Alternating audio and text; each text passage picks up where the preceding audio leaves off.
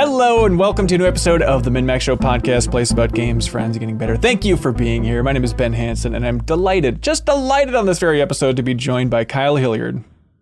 Hey, I'm wearing a very stupid Akira shirt for the video viewers. Look at this thing. Video viewers, yeah. I understand if you are losing your mind in the comments right now. Just if it's just chaos and you're just banging on your keyboard, totally warranted because of Kyle's Akira shirt, which is... It's a very stupid shirt, but I'm excited to wear it. Thank you for having me. Unless you think it's cool. Right. Oh, yeah, then it's cool. That's right. We're also joined by Leo Vader. Mamma mia. That's right. We're joined by Jacob Geller. Here for a short time only. That's right. Welcome, everybody. This is a very exciting episode of the MinnMax Show podcast. First of all, if you're here saying I can't wait for those sweet Final Fantasy 16 state of play discussions, not on this episode, buddy, and not on your life. So we're recording this before we watch that, but we have a live reaction on MinnMax's YouTube channel with Sarah Pazorski and I. So if you want to hear Sarah and I geek out while watching a bunch of Final Fantasy 16 discussion, you can go to youtube.com/MinnMax. There's two ends of MinnMax. Thank you so much. We are here to talk about The Legend of Zelda, Tears of the Kingdom, the final trailer for that. Then we're going to be joined... Final pre-launch trailer. Oh, because like DLC. So because they'll have like 40 post-launch trailers. That makes sense, yeah. Then we're going to swap Jacob Geller for Janet Garcia. He's just going to do the classic face pull-off like Mission Impossible. JG for a JG. That's right. And then we're going to talk about Tchia. We're going to check in overall about Tchia. We're going to be talking about Immortals of Aveum, Kyle. The new EA published game that'll be coming out in July, damn it. Then we're going to be talking about Meet Your Maker. Then there's an RTS you play with your keyboard that's called Touch Type Tale that we'll be talking about. Some surprises here and there. Tron Identity, Vampire the Masquerade, Bloodhunt, that can't be right. And then back after the show, we have some great questions from the community. And we're excited to be joined by Steven Spohn from AbleGamers, the Chief Operations Officer there, to talk about AbleGamers' first annual gala and to talk about accessibility in games in general. And just being overall delight. That is Steven's role. So look forward to that in the back half of the show. Speaking of absolute delight, skyrockets in flight, literally, with this trailer. Kyle, we just did a live reaction to the Zelda trailer, to the Tears of the Kingdom trailer. But I'm curious, since you weren't in that room, what was your big read for the final pre-release trailer for this thing? Okay. Big read. Like, it's really mere moments after I've watched it. Right. It was great to see Ganondorf. It's a great trailer. Like an awesome, of course, like the trailer leading into release is fantastic and exciting. And the soundtrack was cool. There's a lot more music. It was like jazzy Zelda music, which blew me away. The thing that made me because I streamed it with Game Informer, and I think weirdly the thing that gave me the biggest reaction was the horse-drawn carriage. Yeah, really? I don't know what it was. I was just like, whoa, of course you could do that. That's wild. As a man who wrote the book on Zelda and is obsessed with the Zelda timeline, the thing that makes you pop the hardest is a little carriage with some NPCs riding in the back of it. Well, yeah, which surprised me as well. The thing about the timeline stuff is which some people think is stupid, but I really love to sort of embrace and acknowledge it. It's like a lot of that I will discover while I'm playing the game and get excited about during the game. Right now it's all just conjecture of where everything is and what it means. Totally. Man, rewatching this thing again, it's like, is this a Hall of Fame trailer? It really is effective, and it's almost like cheating, just to make the second Mission Impossible reference. Every time they have a new Mission Impossible movie and they play the theme of the trailer, always gets me pumped. And it feels like cheating to just have a bombastic, beautiful version of the Zelda theme at the end of this, just to really cap it all off. But the music in this trailer brought it to another level, and it didn't really... It overcame the voice acting. Really? You don't think you were fully on board for hearing more Zelda? And it doesn't pull the total experience down ultimately, but it is a weak part of the game in the trailer, I think. Yeah. And I think you could coast with the music like that. It could potentially be cheating, but this trailer was not cheating. It had meat for everybody looking for a bunch of distinct things, be that story or weird new mechanics or new locations or teases of dungeons. This was just packed in a real crowd pleaser. Yeah, and just the messaging again, Enuma getting out there before the trailer, just for a little preamble, and I'm such a sucker for the way they're framing it and his wording of this is an open world where you're going to be using your imagination to the fullest, and roll the trailer. It's how often is that the messaging of you need to rely on your imagination for this game. And it's not a Mario Maker or a Meteor Maker or anything. Yeah, it's not the kind of like, play the way you want. There are 4 skill trees and you can pick one of them to go down. You know? Right. It's actually a world where you are going to be able to do some wild stuff. And just seeing like a couple bits of the mechanics are like, okay, I'm so glad they're just teasing a little bit more of like having the enemy lob the big thing at you. You see them using rewind time to lob it back. And then also, Jacob Geller, correct me if I'm wrong, Link is just driving a mech at some point in the trailer? Yeah, Link is a mech driver now. Tears of the Kingdom is an Evangelion game. I love that mech. The arm is just kind of like chopping. It's like... it looks like a battle bot. It looks like, when you just put a big hammer on it. Yeah, we were talking about... Great. It's like, yeah, if I'm going to be in charge of building it, it's probably going to be something stupid like that, you know? Yeah. Right. And I know that is going to inspire me for just the wild creativity of building something that big, this giant mech thing that I can use to go up against the enemies. But then also it'll make me laugh because it'll be a little bit jank, but in a very loving way. You're going up against just a bunch of bokoblins on top of a rock monster, and you just have a giant refrigerator with a stupid T-Rex arm. I think it was an Xbox around. Series X, and you're that's fully right. exposed on the top. You're not protected at all. Smart. Can I say the thing that I was most excited about rewatching that I didn't catch in our reaction? Yeah. That scene where Link is flying down the like laser tunnel. Right. Yeah. He has a wingsuit on. Like he's not holding a glider. He has a wingsuit. Oh my God. I'm scrubbing through it now because I want to see what you're talking about. Scrub, rub-a-dub. That sounds great. Yeah, there's so many little details that I missed. Like the obvious thing, and maybe I know this is sacrilegious. I understand that. You can cast me to the bowels of Nintendo hell. I'm not a big like Zelda dungeon guy, but then realizing like, oh, okay, this is finally, it seems like confirmation that there's going to be dungeons. Like there's so many large interior spaces with, it looks like just a lot of complex, weird contraptions. And so I saw Reddit was losing their minds about like, basically dungeons confirmed, finally. Now I can pre-order this game. They were all saying. I hope some of those were shrines, because I feel like one of the biggest changes I would want is more variety in shrines. If they had more unique mechanics like that, that'd be awesome. What I was thinking was looking at kind of the skyboxes that they were showing with all those things in there. I think you can see clusters of islands that are basically like, I don't know exactly how they're going to do shrines, but there are definitely islands that it's like, this looks like a little obstacle course, or like this looks like a kind of where it'll be the same size experience as a shrine, where it'll be like, okay, jump from these 3 islands and, make a flying machine to get across to the 4th one in a way that feels like the same kind of little puzzle satisfaction of a shrine in Breath of the Wild.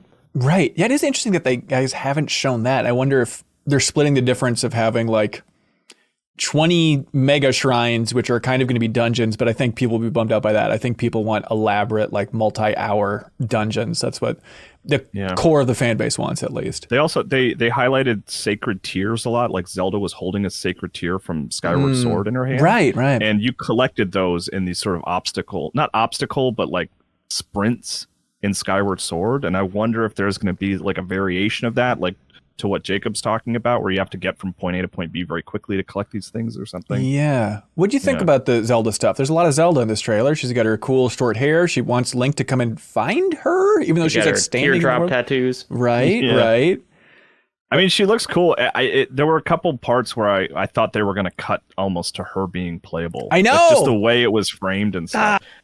Yep. Yeah. That's enough. It's never going to happen. Look, we played as her in Hyrule Warriors. Both the Hyrule Warriors you could play as her. Were you not satisfied? You have Smash Nintendo has heard Brothers. your feedback and they're ignoring it like all other feedback they receive. But it is one of those things where it's like, love Zelda's characterization and design in Breath of the Wild. Yeah. I'm excited to hang out with her again in Tears of the Kingdom. But like in terms of like kind of what I was saying earlier is like a lot of that enjoyment is going to come from playing the game and seeing her role. Like here, it's hard for me to really draw too much of what's happening. Right. There was a line at the end of the trailer that we were kind of, or Ben, you called out as being like weird, where she was like, "Come find me." Yeah. And watching it, there's one shot where there's a big like Laputa-esque cloud in the sky that looks like it's kind of surrounded by like hurricane winds. And I was kind of wondering like, oh, is part of the story going to be like Zelda's on this like inaccessible island and you need to like, I don't know, build up your power or something so you can like get through the hurricane to get to the island that she's being kept on. Talking about that and about like flying obstacle courses and stuff, I do wonder how they're going to balance it so they don't have the old Watch Dogs Legion problem of having a flying drone solve everything for you. Yeah, it is interesting too that they showed because like they've got that like battery power, right? Yep. So that's going to be a big limiter. But I was interested to see just like, you know, I'm worried about hassles of like, okay, it's cool that we have the sky world and the ground world, but navigating between those two, is that going to be a pain in the ass to be like, oh, I got to get up or I fell off, how do I get back up? And it's nice they showed another avenue, which they teased before that there would be those of just Link holding onto a giant cartoon rocket from Acme and it like shooting straight up to get up there. Like, oh, God. So taking the rocket straight up and then just like using the glider to go down an island, that already sounds just delightful. A lot of like bosses, a lot of like big set piece shots in here that are really interesting. Reddit was freaking out about the three-headed dragon. It's like, oh, is that apparently his name is Gleeok from like the original Zelda and stuff in there. So yeah, he was in another trailer. He's like on a bridge. That's right. Okay. But yeah, it is exciting to see that like, you know, a deep callback to original NES Zelda. Yeah, for sure. Mine carts. If you like carts, this is really the trailer for you. Something I noticed about the minecarts, it was you fighting or Link fighting an enemy each on a minecart, and both minecarts were fused together with that goo. Yep. The way that we kind of assumed the horse-drawn carriage was crafted by you, it might not be. There might just be things in the environment are put together like that, which also means they can be taken apart into their little parts if you want to, which I think is a really interesting gameplay move. Right. Yeah, sure. There was one of those kind of, there was like a big, what looked like a boss, like robot kind of getting out of a, you know, like a recessed part of a wall. And it definitely seems like, okay, Link's going to be able to kind of like make primitive robots, and also he's going to be fighting things powered by like the same energy, you know, like that goo is going to be doing a lot in the game. Yeah. What was it with that weird Death Star thing in the sky? It was just like a giant stone eyeball with a hole in it. I think that's one of the like obstacle course. Okay. Things. Yeah. I think you're going to see that and you're going to go in there and it'll be like turning around and you'll have to do a platforming challenge or something in it. Yeah. Right. God, even just timing to like get into the hole as it's rotating the right way, skydive into it. Such a cool idea. Yeah. It almost looks like, man, I'm kind of looking back at it again, like there was maybe water like in that Death Star, but man, maybe not. They did have floating globules of water that you could like jump into. Yeah, I love that. And also there's like those weird anti-grav platforms that he was jumping across too. And I think the shot right before the Death Star, there I noticed in the rewatch that he parries with a sword with a shield fused to the yes, perfect. perfect. That's a Pokemon reference, I think. I think it was, yeah. The other big thing is like companions. This is the trailer where they're trying to emphasize like, hey, we got a lot of heroes and champions still around. Anything stand out for you there, Kyle? Well, it's funny. I watched it with Game Informer. Brian Shea and I watched it, and we were scrubbing through it as you do, and they had a shot of a bunch of people standing on a hill. Yeah, that kind of flew past, and when I went back and like slowed it down to look at it, my reaction to it was like, all these characters are like, they have like buckets on their head and they're kind of unremarkable, and I was like, I think you're gonna just be taking a lot of fodder into battles that you're just gonna lose. Like, you'll have the champions that are immortal, but then you'll have like just Hylians that are just they will not make it. If that's kind of your Terry town where you've like built up this neighborhood and then they're like, all right, we're ready to join you, and they're all just normal people. I looked at you, just grimacing like, maybe I should take this one by myself. You're just loading up weirdos from the town into the back of your cart and putting a bucket on their head and then ferrying them to the battle and dropping them off and then going back. I mean, were there any parts of Breath of the Wild where just in the world you had an NPC fighting alongside you?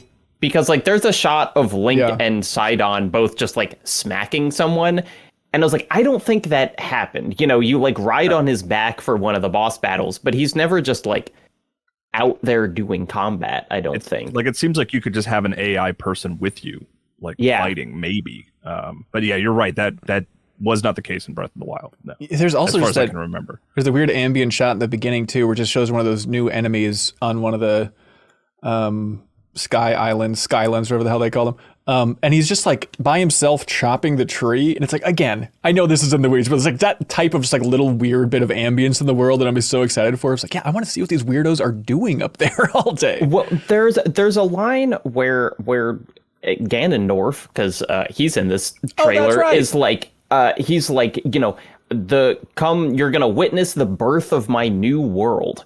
And so I feel like a lot of the, I don't know, sky world or like things lifting out or whatever are going to be him kind of trying to like crash some new reality or change this new reality into something that he wants.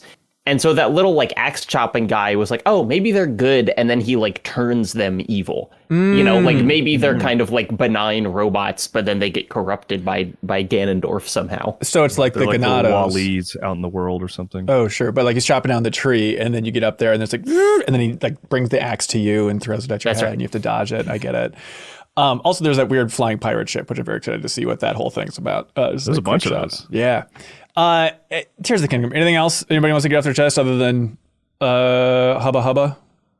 It just feels easy to make an interesting trailer out of a game that is like trying to be interesting mechanically. I think a lot of games struggle because they're not very interesting, but it's actually, the trailer becomes quite easy. Right. It's not starting it out with the world, the lore of blah, blah, blah. It's like, no, just look at all this wild stuff you can do. We've made a hell of a sandbox here. Yeah. All right. Hey, Jacob Geller, thank you for joining. Delightful as always. Anything you want to point people towards? Hey, I got a new video coming out today on Patreon and Nebula and tomorrow for everyone else.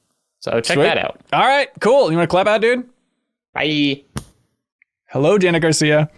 Hi. Welcome to the big show. Thank you for being here. We got so much more to talk about. It's not all just this Tears of the Kingdom nonsense, because we have a game that we've been meaning to check back in on in a while. And some would say it's the perfect appetizer before you jump into Tears of the Kingdom. It's a game called Tchia, Tchia, on PlayStation and Epic, all that fun stuff on PC. But this is a game that we talked about during the GDC episode. And so it's like, oh, technically we've talked about it, but I feel bad. I feel inner guilt pouring out of my ears because Leo Vader in particular, my read on it from 30,000 feet was you were red hot on this game and you haven't had a chance to talk about Tchia yet. Is that a correct read, Your Honor? Yeah, and I haven't accepted your apology yet for not letting me talk about it. Okay, all right. Well, hold out. Janet, you are platinuming Tchia, is that right? Yeah. Jesus I'm Christ. working on it. Okay, awesome. And then Kyle, you reviewed it at Game Informer or you just beat it? Yeah. I beat it and reviewed it. Yeah. Okay, everyone's I on top of reviewed it. Oh my God, on Pen to Pixels? Yeah. Sweet. All right, there's a lot that we can get to. I'm chapter 6 in Tchia, so just 5 to 6 hours in, but I just went back to it last night. Like halfway, I think. I'm trying to see how many chapters. Yeah, there's 10 chapters overall. Who knows about the length and stuff? But yeah, this is the game that's very Breath of the Wild inspired, where you can run around and you soul jump into animals and you can control animals and rocks and coconuts and everything fun in a little exploration game. Ifs and buts. Ifs and buts, everything like that. Leo, what do you love about it, man? Just jump in the car and floor it. It's a delightful game. Yeah.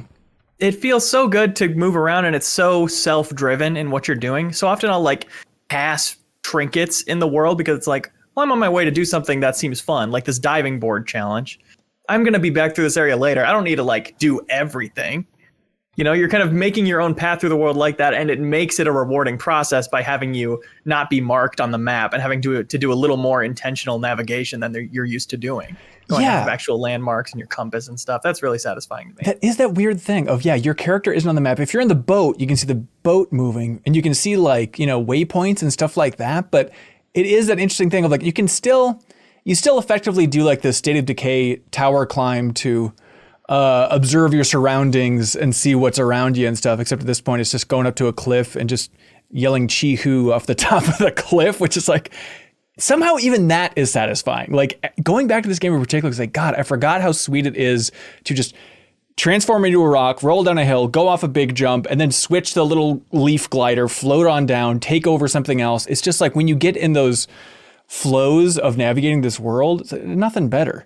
Yeah, I mean, I really like it. It's and it's funny because the weird thing about it is almost any complaint you can like levy against it is your response can kind of be like, well, you can just skip that. Right. It's like, I don't like setting those things on fire. You don't really have to do that. I don't like this section. There's literally an option that says skip gameplay section, like in the menu, you know. It's so and even like when you boot it up for the first time, it's like you can jump to any chapter out of the gate. It's just so nice to be in this new era of game where it's just like, just play the way you want to play. We recommend it this way, but if you want to jump right to the last chapter, I guess you can. There are spoilers, obviously, but it's like Alone in the Dark, 2008, of course, a point of reference for all of us. But yeah, I love just running around with like a bird in my pocket and being like, oh, I got to get over there. Let me pull a bird out of my pocket and turn into a bird and then fly in that direction. It really, like Leo said, it's very much self-directed and just like, go after whatever you want to go after, and it works well. Yeah, and it's like it would be a satisfying game if there wasn't even like the transformation aspect. I think just like running around the world, jumping off stuff, floating around, sailing in the world, like that's all great. And then you put on this kind of, I don't know, we talked about it before. It's like, oh, it feels at times like a little bit of an immersive sim just because it's such a playbox or like a sandbox style game. And like even without that, I think it'd be compelling. Then you add the ability of turning into all these things. Like, Jenna, are you red hot on this thing? Where are you at? I enjoy it. I wouldn't say I'm red hot on it. I think it's really enjoyable and I recommend it to everybody, but it's not as fire as I had hoped in some regards. Okay. I think it just gets a little bit repetitive and plays it a little too safe for its own good. I think it introduces a really incredible tool set that is underutilized in the main campaign. That being said, it's just a delight to go around and like hang out in the space. And I think it is the coziest collect-a-thon that I've played in recent memory. Like, obviously, it is following that very classic formula of if you want, you can go here and you pick up a trinket, or you can go and, do the camps that Kyle was referring to with the lighting the enemies on fire, or you can do the diving boards that Leo mentioned. You don't need to do any of that, but it's the way it's set up. It's so simple and appealing to just check those boxes and go up there. There's an ease of traversal through. I kind of disagree with you on it doesn't even almost need the capture mechanic. I think the capture mechanic is very much the secret sauce of this game. Yeah. Because it's just fun to do. And I think what's so nice about Tchia is that it provides so many opportunities for comfort and enjoyment and creativity for the sake of creativity. I had a moment the other day where I was, I'm still unlocking things because I didn't 100% it. So I'm getting, one of the things you can do in this game is play your ukulele, and you kind of have these like magical songs. Again, very Zelda. The first one you get is changing the time of day, but you have other ones you can unlock. And I finally unlocked the one that I got, oddly enough, in the preview, but not my main game, where you can make a platform spring just appear out of nowhere. And I did that, and I'm like, I wonder if I turn into a boar, if I can just yeet myself across the island. And you can. And it's like, do you end up really ever needing that? Is there like an exciting use case for it?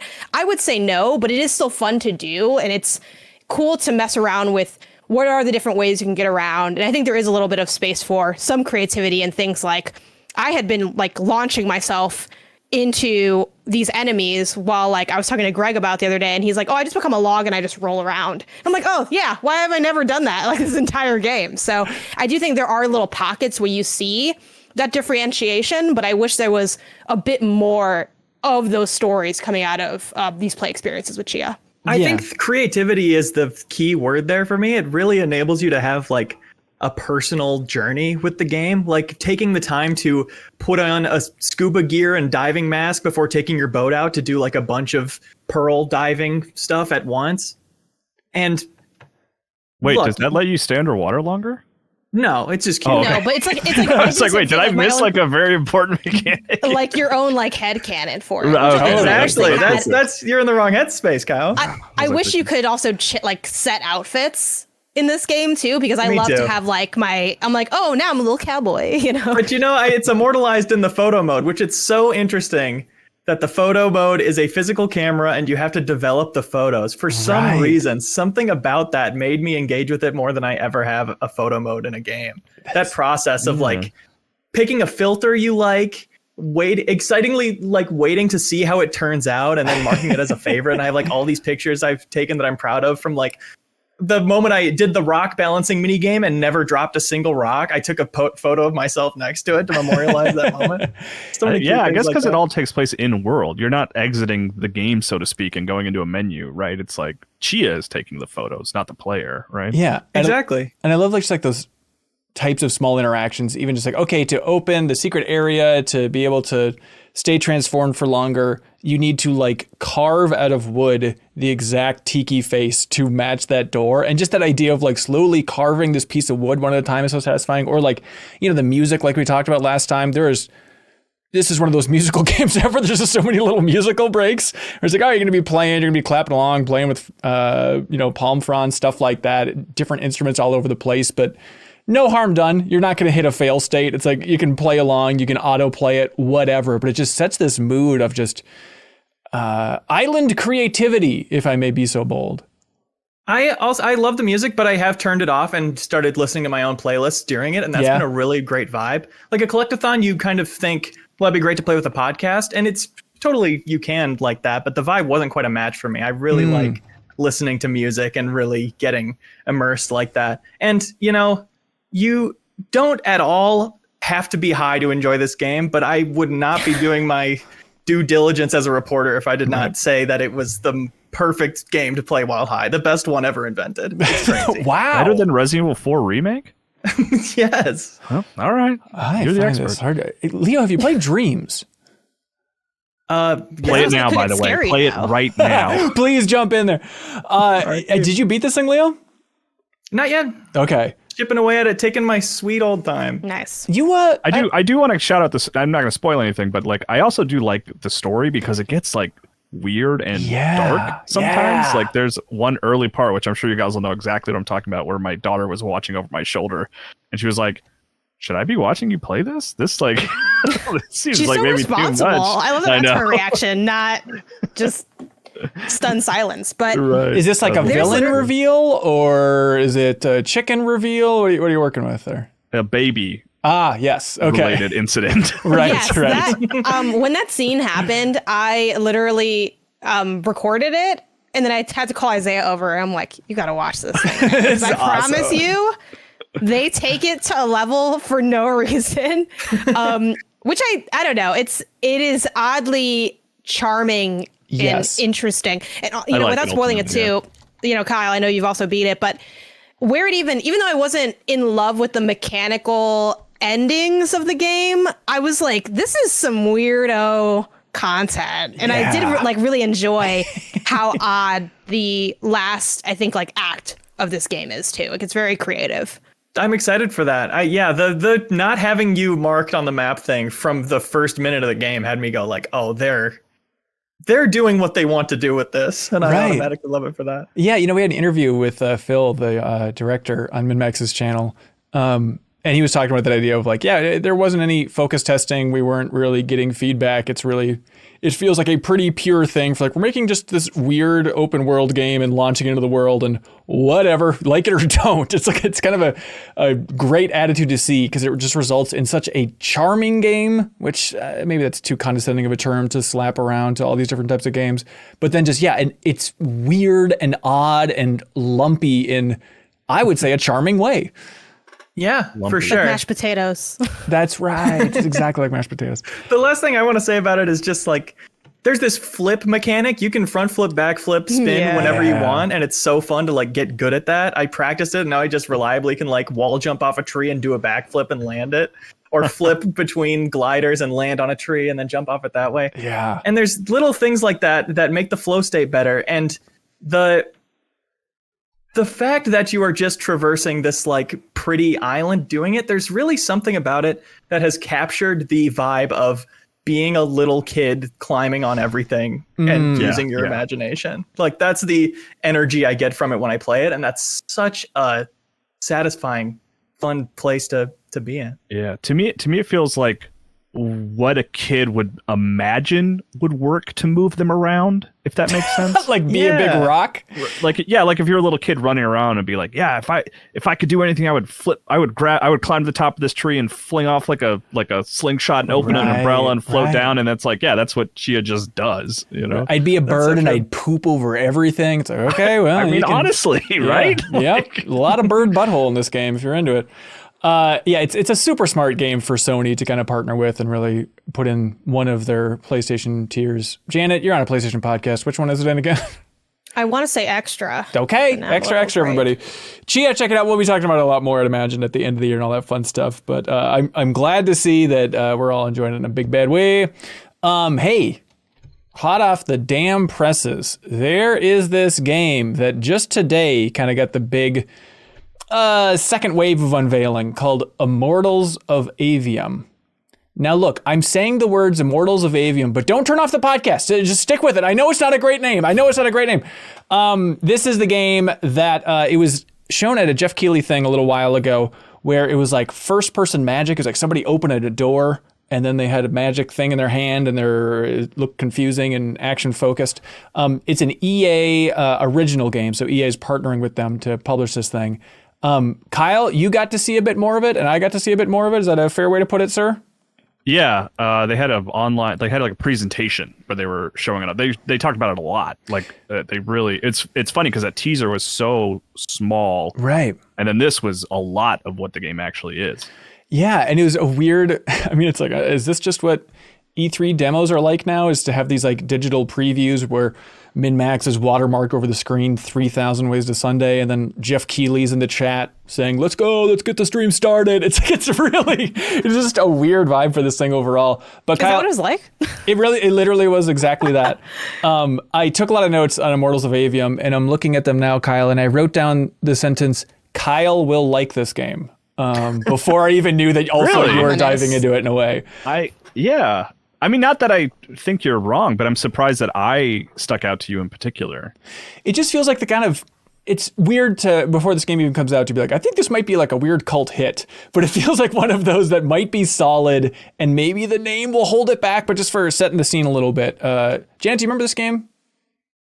Ooh, I don't think so. Google it, see if the trailer looks familiar. So it's first-person action gameplay, the very easy pitch. And sorry to be so reductive, but we have an interview with Brett Robbins, the game's creative director and the founder of Ascendant Studios, the new studio here. This is their first game, their new IP, all that fun stuff. But that interview is up on MinnMax's channel. And he's the creative director of Dead Space, goes back to working on Gex. He was the creative director for Call of Duty World War II and Advanced Warfare, so he's a long journey through the industry. And Modern Warfare 3 he also worked on. That's right. Yep.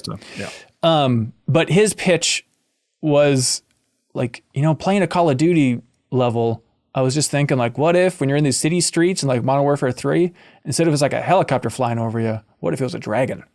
Which feels like, it feels so simple. And it's one of those things like, okay, sure. I'm sure everybody who's into games has had something like that. But then to be able to back it up with a lot of money and develop that game, it's kind of shocking to see like, yeah, what if you make Call of Duty, but it's magic, and instead of a gun, you just hold your arm out like this and it shoots different colored magic blasts, and you have shotgun magic and sniper magic.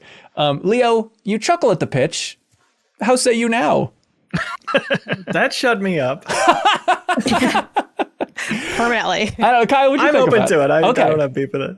I mean, it was interesting to go from such a zero, because like the teaser that they had at the Game Awards was too little, I would argue. Oh, yeah. Like I really didn't know what to take from this, but like that pitch is like a very like I don't know, like publisher friendly pitch, right? Yep. Call of Duty with magic, but like I am into it. Like I like the idea of like a developer with shooter bona fides, right? Like they like, at least Brett Robbins like has worked a lot on Call of Duty, and taking some of the sort of Call of Duty mechanics into like a different setting with like magic attacks, like, is cool. Like I like that idea, Yeah. And there's still, as you're watching, it's like, well, what is the difference here between having magic versus having a gun. When the arm is literally just held out like this, and it's cool Protoss looking tech, but it's still effectively shooting. It's like, okay, you have like Furies, which are kind of like special moves and stuff like that.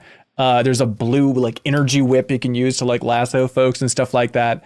But then there's also like a blink spell. So I think that stuff might get interesting. And especially when they talk about how it's like, they didn't use the Metroid term, but they talked about like, you will unlock like new spells and abilities and be able to go back and explore new areas and all this stuff. So Yeah. okay, it's And compelling. then there's also a mechanic with like the colors that you're using of the magic affects Right. different enemies in different ways. So like, and it's like they simplify in a way that I like, that it's like not rock, paper, scissor, where it's like, if there's an enemy that's like got a bunch of red armor on it, use your red magic. You know? It's like Oh, okay.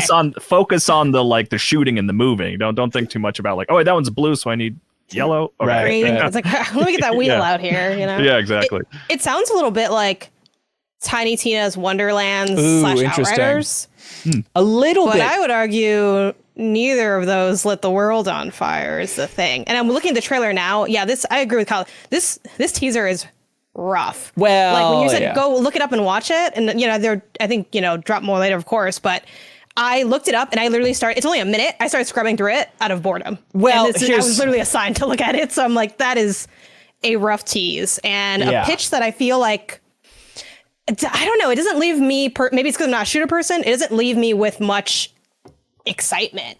I think there's not like enough differentiation there between the genres or the styles. Yeah, it's interesting to see, EA publishing this thing and their pitch, which is just I love the game industry for these types of weird waves and doubling back on themselves. But now it seems like EA knows the strength after Star Wars Jedi Fallen Order of pushing the idea of like, hey, everybody, single player story based game. Like this is just. Is that why you wrote down Kyle game? think Because that is maybe. a key to my heart. It really is yeah, like single player. Yeah, I'll check it out. You want like an action-based game that's just going to tell a little story, and it's going to be a new IP, and it's going to be 25 some hours to beat it, characters, and you'll got some be done. cutscenes. Like, hey, are you interested? Like, that might rope in a new crowd for this thing. There's also just like the development of this game is really interesting to me. I don't know how common it is. I can't imagine too common, but like Brett Robbins opened up this new studio, Ascendant Studios, and then for funding, he just had a buddy who was really rich. And he's like, yeah, I'll just give you all the money. Just go ahead and develop a game. It's like, what the hell? So like even That's during the like dream. That's a heartwarming story. I know, it's really bizarre. So like even in the preview thing, they made a point of like, hey, here's the guy who funded this game. Help thank him, everybody. So he's like, in the interview, he talked about this. I was like, the easiest pitch ever for publishers, because he just like walked around and was like, yeah, we used all our money and we developed this game and I worked on Call of Duty. Do you want to publish it? It's like, yeah. It turns out even companies like EA are like, yeah, absolutely. And this is not going to cost us barely anything. Another. Why is EA always gets dragged, and it's not even over the microtransaction stuff all the time. I personally really like what EA is doing with the EA original space, but I totally. will say it is very hit or miss. Also, like more sidebar, hit like I than feel miss. like EA's published a lot of really good games, and everyone's like, yeah, but like it doesn't count. I don't know, for some reason, like. I don't know. No, I do think outside of the Battlefield blunder, I think EA has had a really great last couple of years. Star Wars, yet- It Takes Two. Yeah. Yeah. And yet, yeah, that's fair. But it's interesting talking about like comparisons, Janet, like what would you compare it to and whatnot? Like there are flavors in here where it's like, this feels a little anthemy. And then the big thing, and it kept coming up in like the chat during the preview, but a lot of people were like, Forspoken. It kind of feels like Forspoken, because the character is not super talky, but the main character does talk. And I think just like being dropped into this world where it's a lot of words you don't understand. Like, okay, we're talking about battle mages a lot, but in our world, battle mages have a unique name. What are they called? It's like, okay, but the Immortals are like the special forces and they're the leader of the battle mages. But if you're a battle mage, you're called a Magnus, and then the world is called Lucium. It's just like a lot of that. It's a Kyle Bossman point that he makes all the time over on Delayed Input, his YouTube channel, of just like, if you're trying to pitch a new game, don't lead with the lore. I promise you, we don't care about the world of Lucium and what it means to be a Magnus versus an Immortal. Like that is a zero for us. You have to lead with And it's hard anything for else. developers to picture that. Like they care Yeah. about it so much, and they've come to know it over years already. Yep, exactly. I mean, Forspoken. The other Forspoken element is like, it did feel like you were using magic guns to a certain degree, and that's Immortals of Aveum is that's its big thing. It's like gun type mechanics, video game mechanics, but they're magic, you know. Right. There's a lot of cool hand stuff, by the way. If you like Ghostwire Tokyo, which now is on Xbox, for a lot of first-person cool hand stuff, it's a lot of hand stuff happening. If you here like seeing someone dial a phone number with all 5 of their fingers, right. it's something I could not get over with Ghostwire Tokyo. And now, Janet, I know that the first trailer didn't wow you for Immortals of Aveum, but what if I told you that the main character's name is Jack and it's spelled J-A-K? Does that do anything for you? Yeah, it does a little. It Okay. It does do a little. Okay. But yeah, I mean, I don't know. I guess we'll see. It's tough too because I think there's a lot kind of going against it. The name is not good. Yep. It does have that look of Destiny, COD, Magic. I feel like you'd show me a screenshot from this game and I would think it's 8 other games. Really? I don't think there's that many first-person action Magic games. That's the thing. And we talked about it a lot in the interview. Someone it's like, who hasn't played Hexen. I have not played Hexen. Sorry, everybody. There's always one. No. But honestly, it's like Dishonored, but Dishonored's not going for an action game. And so outside of that, like Ghostwire Tokyo a little bit, but I don't think there's that many like it. Like, shooters like Destiny, yeah, they have like the magic elements that I guess you could draw comparison to, but like full fantasy first person stuff, I think it's kind of unique, even though it seems like a basic core idea for the video game world. But also the wild thing about this is it's freaking releasing July 20th. Which is that was a amazing. big thing for me is like the teaser made me think, oh, this game must be pretty far out. Right. When they showed it at Game Awards. But no, it's pretty close. Yeah, July 20th, here we go, ready to go. So I'm very curious to see how it's received and all that stuff. But Immortals of Aveum, and it's out on everything but Switch, as you can imagine. No less, Jen. As you can imagine. Please check out GameInformer.com for a nice written preview about the game, Ben. You have the gall to come on the Sorry, MinnMax look, podcast. I got to bring it up. There's only one URL, Kyle, and we'll get to it later in the show, buddy. No, that's great. Please check it out. Leo, you were, we talked about it before, but Meet Your Maker, that other first-person game is actually out now. This is the one where you're building up a base, a little bit like Mother Base stuff from Metal Gear Solid 5, building up a base, first-person game. You're then trying to infiltrate and get past the traps in another person's base to get inside to collect gen mat and then make your way back out. Couldn't have said it better myself. All right. What do you think about Meet Your Maker, Leo, now that you've actually sunk your teeth into the finished thing? I just love it. Oh, good. Building bases is, any game where there's that creative aspect, you wonder like, well, I'll let the people who are good at it do that part of it and just play the good stuff that people make.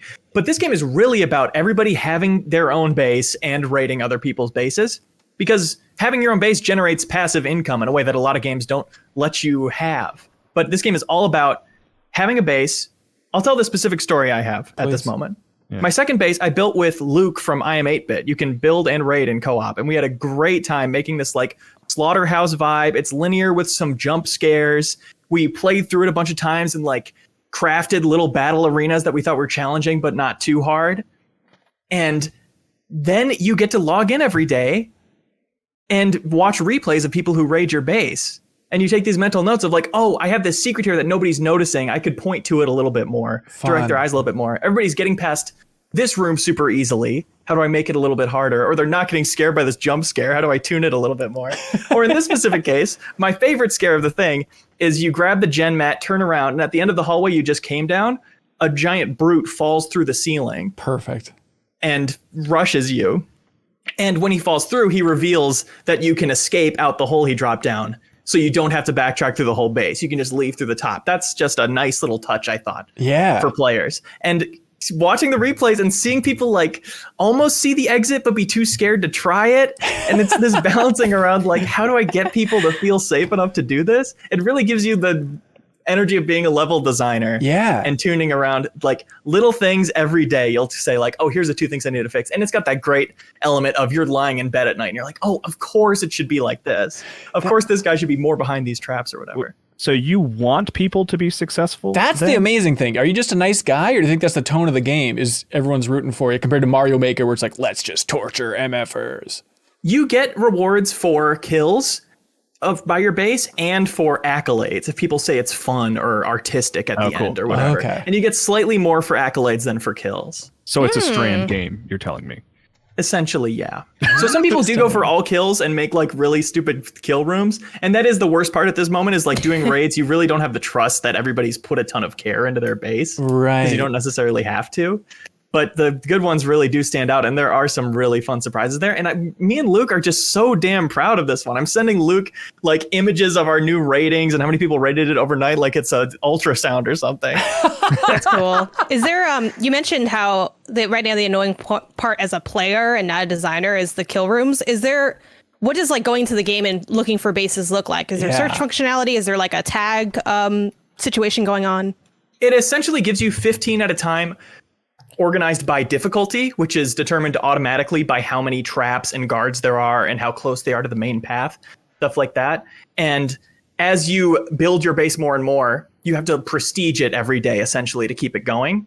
And that gives you more capacity to add more things. So as it gets bigger, as you've had it going for like 5 days, then it gets promoted to champion outpost. And when you're raiding, every few outposts, you get to do a champion one. And so the champion ones get a bunch more plays and stuff. So it's kind of lightly curated, and you definitely see ones more based on if they're getting good ratings, but they also do want everybody's base to get some plays. Yeah. Okay, so I played, I just did like tutorial stuff. I got through it. I met the floating baby in the jar that really wants the gen mat. That was his ultrasound pick, actually. And I want your advice, Leo, because like I don't know if I'm doing it wrong, but like I got into my first place. What did you call them? They're like houses? Bases? Bases. I don't know why I couldn't think of the word bases. You said it 1,000 times. But like I found myself, I would walk up, get killed by a trap, and be like, okay. And then I would, the next time I would go, I would shoot that trap and go a few more feet and then get killed by another trap. And then I was like, okay, well, I guess I have to shoot those 2 traps. And I was very much like inching my way through in, frankly, a way I wasn't finding very satisfying because you can get hit only once. So like, am I approaching this wrong? It feels like it's less about replaying it over and over to learn the layout than it is to actually like have an exciting action mode where you're like jumping out of the way of traps at the last second and stuff like that. Like, am I doing something wrong or? Once you get a little more comfortable with the controls, you definitely can go faster. I think you can really safely do each base the way you're doing it because there's like red indicators to look out for of like this trap's coming at you. But it is a balance between running fast and being aware of like, oh, I'm not going to be able to avoid that one. I'm just running past a bunch of these traps because I'm being fast enough, but there's this flamethrower at the end of the hall that I need to deal with or whatever. Okay. It's finding the balance of that and getting better at reacting quickly, like learning which trap does what and how they're going to play with each other. Yeah, it all kind of has. Like I want to keep going with it. I'm playing it. It runs pretty well on Steam Deck, and I did that first taste was a little. I just felt like I was dying too much too frequently. But I want to give it another go. Yeah, and I know you're not a co-op guy, but it definitely is easier with co-op to raid. And it's always fun to watch those replays of people accidentally killing each other and stuff. Yeah. Right, yeah. And imagine that grappling hook does it for you, Kyle. There's a grappling hook? See, I didn't even... There you go. Oh, no, buddy. it's part of the base buddy. set. Yeah, the grappling hook. That's huge. That's huge. Okay, yeah. All right. That makes Kyle's just walking through a house. He's Yeah. like, what's going on He's here? getting slaughtered by guns and spike pits and stuff. If only I had a Leo, grappling hook. What's your background with other maker games, and what does the design tool set look like? Because that's something that, much like you, I always struggle with. Like the only design tool set I ever slightly understood was Mario, because I'm like, now the pipe goes down. What does this look like when you go into the editor? It's a first-person perspective, more like Halo's Forge mode than anything. You're kind of flying around and placing things that way. A pretty simple interface. Like, I don't have much experience with other Maker games, with Mario Maker or what have you, but this I got the hang of really, really fast. And you're in it all the time, so it has to be intuitive, and I think it really successfully is. Like, if you have a specific easy change you want to make, it's really easy to make that happen. I'm rooting for this thing. Like, it looks like there's like 2,000 active players on Steam right now, which is not dying, but not exactly exploding. It feels like it's just, I don't know, it could use a big push. Why don't like those big streamers play it and make it like a big popular thing? I don't get it. I don't understand what Behavior Interactive's doing. I'm rooting for it. You know, like, it's weird to see Behavior Interactive, like, you know, after the big hit with Dead by Daylight, I love the idea of them funneling some of that money into like a weird project like Meet Your Maker that sounds like a fun pitch, but really tough to pull off in practicality. But like, it seems to be working, Leo. Yeah, community there is really cool. It's one of those games where everybody's learning from each other. You know, Yeah. You get these like metas of what kind of bases people are building, and then people get used to running those, and then it becomes, well, here's how you counter the way people are running bases right now. Right. Yeah. It has hints of like Orcs Must Die in there. Playing this, starting Meet Your Maker, I was thinking like, I should go back and play Orcs Must Die 3. I got to get that on the to-do list. But Meet Your Maker out on PC and new consoles. And I think there's like old gen consoles as well. PS Plus. Also. Oh, really? Yes. Yeah. Oh, geez. All right. Well, So you can claim it for free if you have the subscription. Or you could debate me on how technically it's no free because you have a subscription. Anyway, fine. Cool. Don't claim it then. Do you want to give don't take it. your Twitter handle just in case people want to debate you? And Yeah, at GameONYSUS. okay. Watch out. I'll quote tweet anybody. Just be careful. There we go. Watch out. You don't know what's going to happen over there. And they'll be like, oh, I was joking. I'm like, were you? Or did you just get caught up? I don't know. Find out on the next episode of this podcast.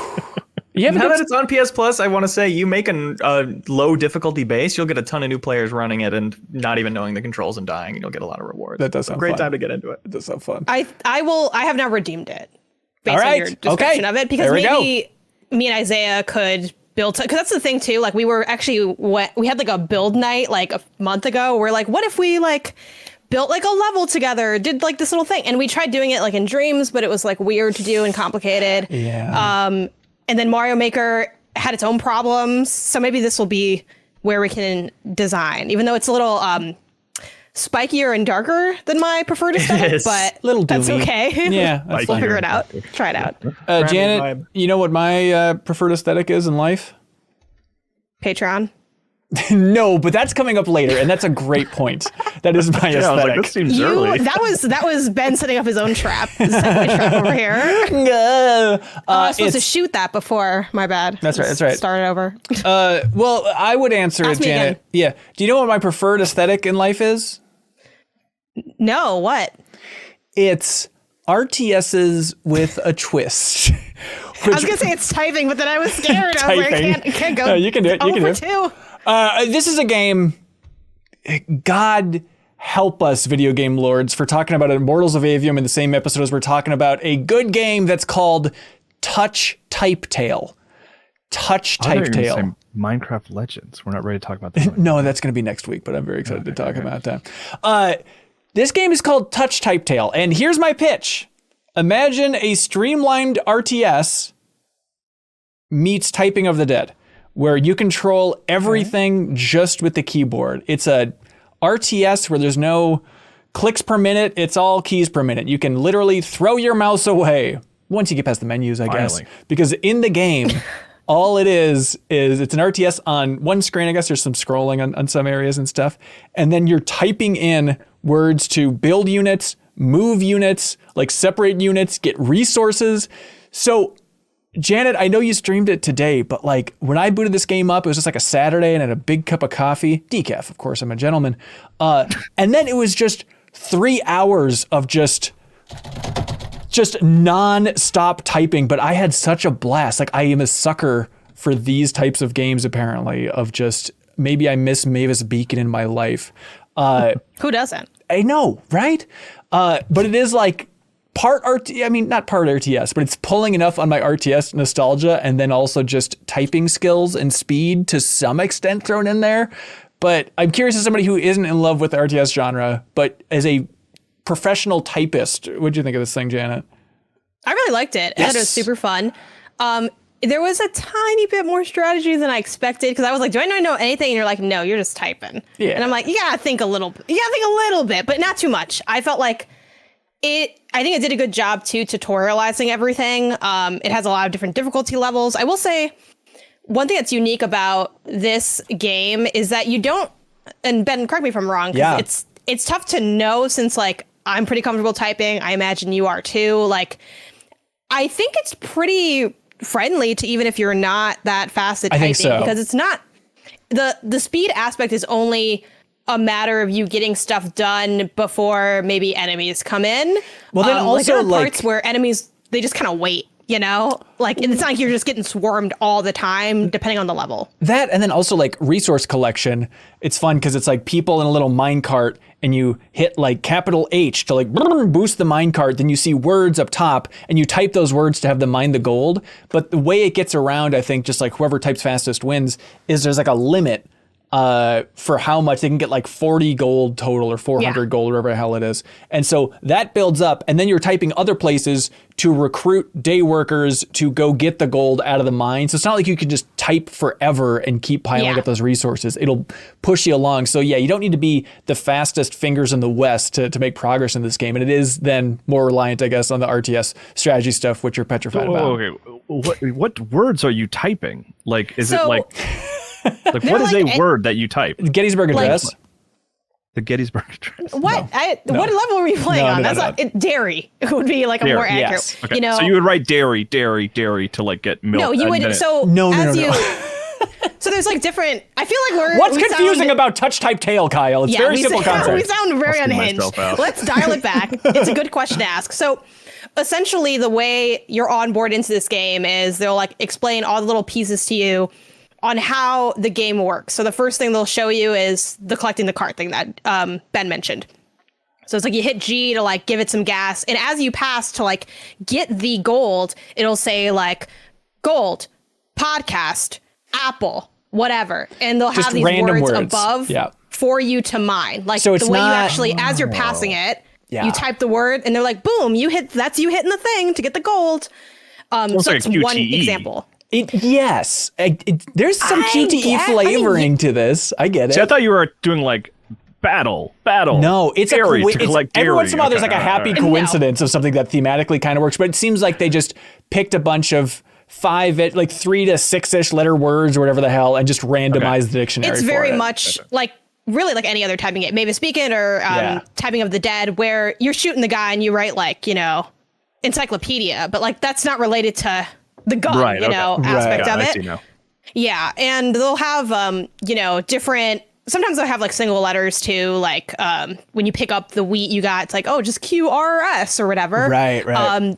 They do have case sensitivity, but you can also turn that off to make it all lowercase stuff to make it a little easier. But I think you want the case sensitivity because I think it's really smart that you're like, you're capitalizing to focus on a specific building. It was like, okay, you have a barracks here essentially, and the word is dairy, of course. So you have to do capital D dairy, and then it knows that you're going there. Whereas the lowercase words for starting out, that's for more like movement. So that keys it in for like, oh, if it's capital, then it's moving this way. But then if it's lower D, then you're moving troops on this path to go over here. Leo, I know it's a lot. They mail you dairy, or what is going on? Y'all are really getting hung up on this dairy thing. That was my mistake. How do you play console? Like forget that. There is no console version. But it's like it feels. This is too much, but we're just losing them, Ben. We gotta. I know. It feels a little bit like going from like here's an obscure reference, but going from like Amplitude to Guitar Hero, like it does feel like having just a weird peripheral to play a game that you love in a different way. Like it's weird to remove a mouse from the RTS genre is such a wild idea, and it's just like a cool design challenge of like, how do you do this? But then as you're playing, for me, like one of my favorite genres, and I'm just typing 1,000 words a minute, it's like, this feels fresh and new in a really funky way. It sounds satisfying. Thank you. That's all we're looking for. It is good. And if you don't like RTSs or don't know that genre, it's totally fine. Like I don't have any art. I think I played like 3 minutes of one other RTS game, and I was like, I don't like this, I don't know this, I don't get it, everyone's small. No, thank you. Everyone's small. Yeah, like it's just, I don't know. Like the small people genre. The RTS genre always felt like, I don't know, it just felt very like foreign to me. Like I'm playing with really complicated digital miniatures. I'm like, this is 8 things I don't know. Interesting. Yep. I'm good.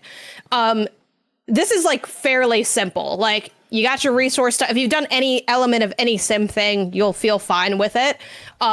It's a lot of, again, the resource collecting, you're building different barracks. Yeah. I also really like, one thing that surprised me, I only did like 3 levels, is each level kind of offers its own set of context and challenges. Like at its core, you are like fighting, but there's different ways you go about that combat. Like in the second one, it's like all combat, and you can like then you can do stuff like flank, which I wasn't expecting them to have. These different ideas of breaking things apart and having like the strategy goes deep enough where it's intriguing, but not so deep that you're totally overwhelmed. Right. And I just really liked it. Like in your UI wise too, you're just, in case you're not familiar with RTS as much, you're just looking at like almost like a fancy looking placemat, and they got the little spots. And I think it also does a good job telling you when you're messing up. Like when I first started, I like didn't know what was going on. I'm like, okay, well, I'm getting gold, and then I use the gold to buy this, and then they're like, you got to open this to like recruit people. Yep. Like they'll Constant literally thing, point like a big red arrow, and they're like, hey, this is closed now. Did you want to close this? If you did, good job. If you didn't, undo this. Right. So I think it holds your hand pretty comfortably.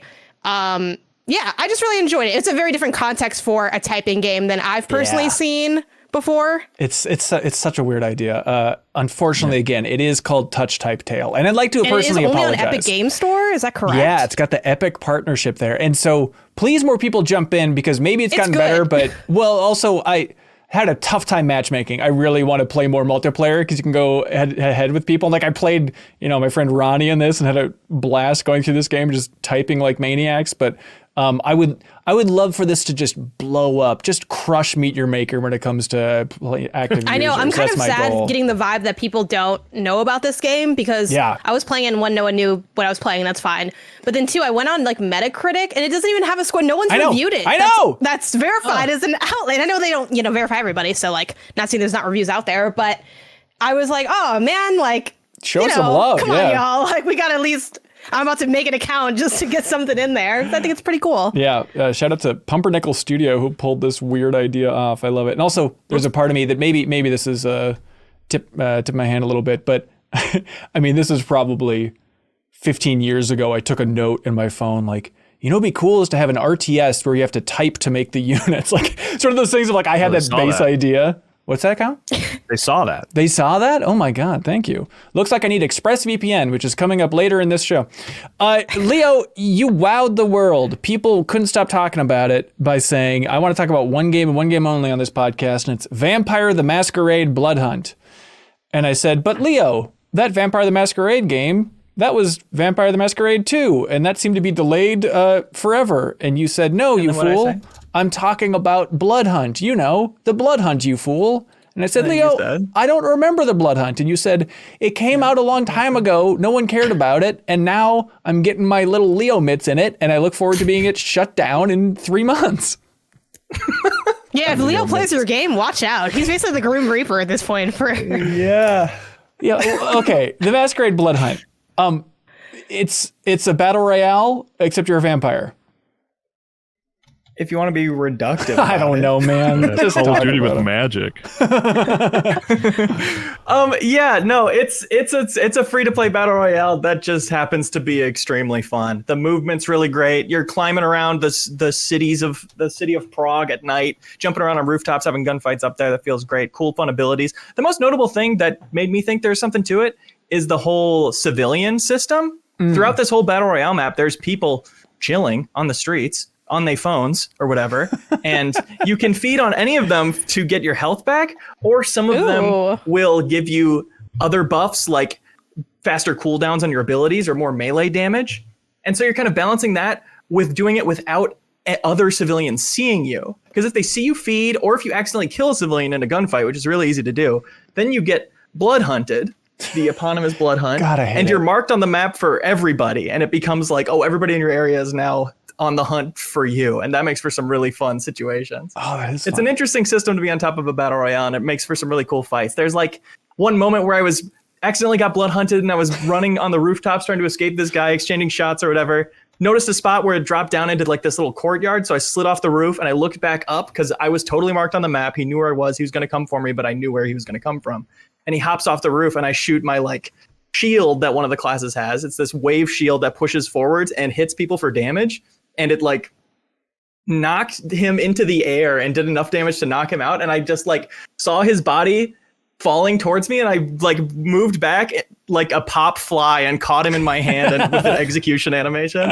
It just is a really smooth game. It's remarkably fun for a game nobody's ever heard of. This is the kiss of death. Did your like Rumbleverse buddies transition once that game was shut down to Bloodhunt? Is that what happened here? I'm playing it with one of my Rumbleverse buddies. Okay. And if Rumbleverse still existed, I probably wouldn't be playing it at all. Okay, interesting, but we're not connecting any threads here. But yeah, it came out like August last year, I think. That's cool. I mean, you're gonna stick with it? Is it gonna be in the regular rotation here? Or is it just a weird one-off? I'd say it'll be in the regular rotation for sure. I got it because I wanted like a movement shooter and ideally a free one. And that came up and looked interesting and it's really been paying off. It's a blast. Right on. And it's super like free player friendly. It's a totally free 100 tier battle pass. There's no paid option and it gives you plenty of currency to buy stuff from the store, which is always present and not like daily rotating. Yeah. It's a really friendly experience if you don't want to put any money in. Right on. Move and shooter, but have you ever looked into touch type tail, Leo? Yeah, as long as I'm doing something on the keyboard, I don't really give a shit Okay, what it all is. right, we got it. We got another one. Leave a review. Let's see. There's another game that came out on Tuesday called Tron Identity, which is one of those games that I'm just fascinated that it exists, and I'm really happy that Disney can farm out their IP to a funky studio to make something different. So this is from Bithell Games, Mike Bithell, who made Thomas Was Alone, Volume, John Wick Hex, Subservice Circular, all that fun stuff.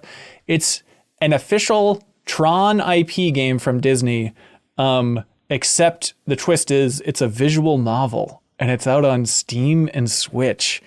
Kyle, have you seen this? Do you remember seeing this in previews and stuff like that? I mean, yeah, I've seen it. Yeah, why don't you tell me about it? Because I'm not a big Tron guy, and I'm even less of a visual novel guy. No, Though I did like Thomas Was Alone. I thought that was a great game. But you know what they say about two wrongs, you know? So there. Maybe it all works But out. for the record, though, well, I'm not a Tron person, but I weirdly consume Tron stuff that isn't just the movie, like the Daft Punk album. I'm like, I was about to say, Janet, my favorite Tron thing is Daft Punk's Tron soundtrack. Yeah, I for hear Tron that Legacy. ride at Disney's pretty good too. So like, stay tuned for that. But genuinely, when I saw this at, I think at first was revealed at that Disney games showcase. Yeah, that Blessing I hosted, popped yeah. for this when I saw that. Right. Because I'm like, Tron, it's weird. And then Bithell game, Subsurface Circular, I adored that game. Really? That game was so good. Yeah, did you play it? I started it, yeah. It's awesome. Like, did you not like it? I realized it's a running theme, and I don't want to put the game down. This is on me, You hate but robots. I just don't like them. No, it was just realizing, like, have I ever enjoyed a visual novel in my life? Maybe this genre is just extremely not for me.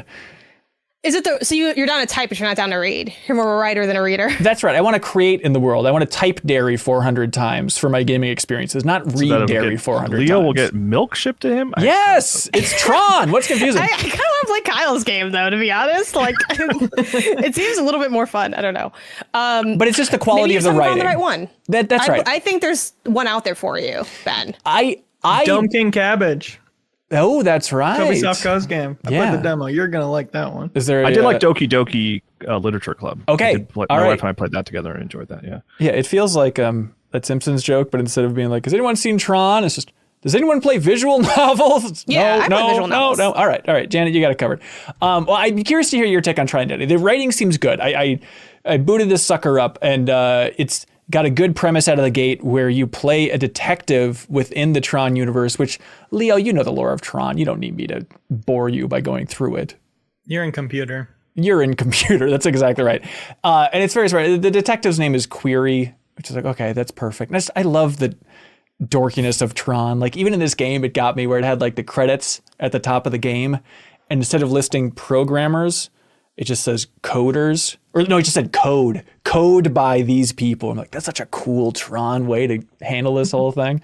And then you go through it and you're just a lot of branching decisions, a lot of branching paths. The story seems good so far. And then there's at least one mini game that I've encountered so far that's kind of like, I don't know, solitaire-esque. And I think I'm a dumb guy. Solitaire Conspiracy? Yeah, they did make Solitaire Conspiracy. Exactly right. But I realized it was like the tutorial version of that. And I'm like, I'm not really understanding this. I think I'm too dumb for this. And when it's the tutorial, I was extra self-conscious about it. This is a long way of saying this game seems cool. If you like Tron or visual novels, you can check out Tron Identity. It's $15. I love the idea of Disney doing this. And it seems like they're teasing that this is the first of more Tron stuff to come from Bithell Games, which I'm very curious to see what that's going to be like. I say this as a positive as well. Yeah. I hear it's quite short. Like it's Oh, like is that right? it takes like less than 2 hours to finish. I think. Which I like, really wish I had played it now for that. I thought Yeah. just one person would have. So I'm like, I don't have time for this. It's fine. I'll play this typing game instead. But to right. think, like, I didn't know that you were a visual novel hater. Ben. I was visual novel curious. I keep trying to convince myself I can like it. And so maybe knowing that it's that short, maybe I can go back because I am curious about the story for sure. But then I was searching around on Steam for this game, and then I saw that they had Tron 2.0 on Steam, which is that game from 2003, and so I downloaded that and started playing that instead. It's the one from Monolith, like the Shadow of Mordor people. Leo, did you play this first-person shooter back in the day? I loved that game. It was available on Mac, so of course I played it. Oh, weird. And then I accidentally stepped on the case and broke the disc, and I think I cried. No! And then you were kicked out of the land of Tron. So I love that idea of because of that, you have a soft spot for the Tron IP because of this Tron 2.0 game from back in the day. That's the most experience I have with Tron as a franchise for sure.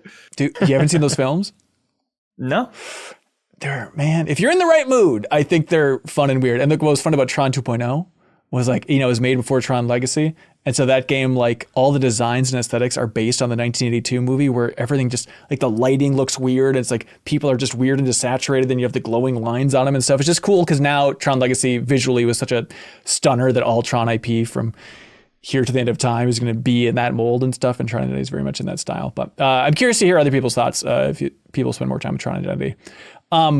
Now I'm torn between Kyle and Janet for who I ask about this. So Leo, do you know how this whole thing operates? Ooh, the powerful dairy lobby. That's right, everybody. Drink your milk. Drink your milk. Drink your milk. There's a comment that just says dairy on this YouTube. Yeah, I don't know why. Of all the words, that's the one that sent people over the edge. I guarantee it's in that game somewhere. But no, why no, Leo? It's Patreon. Patreon.com/MinnMax with 2 N's. Find the tier that is right for you. If it's sustainable for you, that makes us sustainable as an outlet. So find the one that's comfortable for you. We greatly appreciate it. And thank you to some of our bigger supporters. I'm talking about people like the one, the only, the podcast kings and queens of the internet, Stamps.com, everybody. Stamps.com. When I brought it up, Janet Garcia, your jaw hit the floor and you said, I love Stamps.com. Is that accurate? That's pretty accurate. Okay. I mean, I don't use as much as Kelsey does with her business stuff and the shipping aspect of it, but I mean, I just think the general service that it offers is one of immense quality, and I feel like people that do end up shipping regularly tend to turn to Stamps.com for that kind of service. It's the way to go. They say that it's a post office in your office. With Stamps.com, all you need is a computer and a printer. They even send you a free scale, so you'll have everything you need to get started. If you need a package pickup, you can easily schedule it through your Stamps.com dashboard. If you sell products online, Stamps.com seamlessly connects to every major marketplace and shopping cart. Running a business isn't cheap, they say, especially when it comes to fulfilling orders for your customers. Luckily, Stamps.com has huge carrier discounts, up to 84% off USPS and UPS rates. Jesus. Plus, Stamps.com automatically tells you your cheapest and fastest shipping options. They've been around for 25 years. They say get access to the USPS and UPS services you need right now from your computer anytime, any day or night. No lines, no traffic, no waiting at the post office. Stamps.com is right for you. You can set your business up for success when you get started with Stamps.com today. Sign up with promo code MinnMax, 2 N's of MinnMax, of course, for a special offer that includes a 4-week trial, plus free postage and a free digital scale. No long-term commitments or contracts. Just go to Stamps.com, click the microphone at the top of the page, and enter the promo code MinnMax, everybody. You know those sweet words. Also, thank you to our supporters, ExpressVPN. This is like we're living in Tron. And there's viruses and evil killers everywhere in the world of Tron. Because they're yellow. They have yellow lights on them. That's right. But if you use ExpressVPN, you can access the internet without any of these concerns. You can finally get some privacy on the internet. Like imagine, Leo, going into the world of Tron, but it's just you, baby.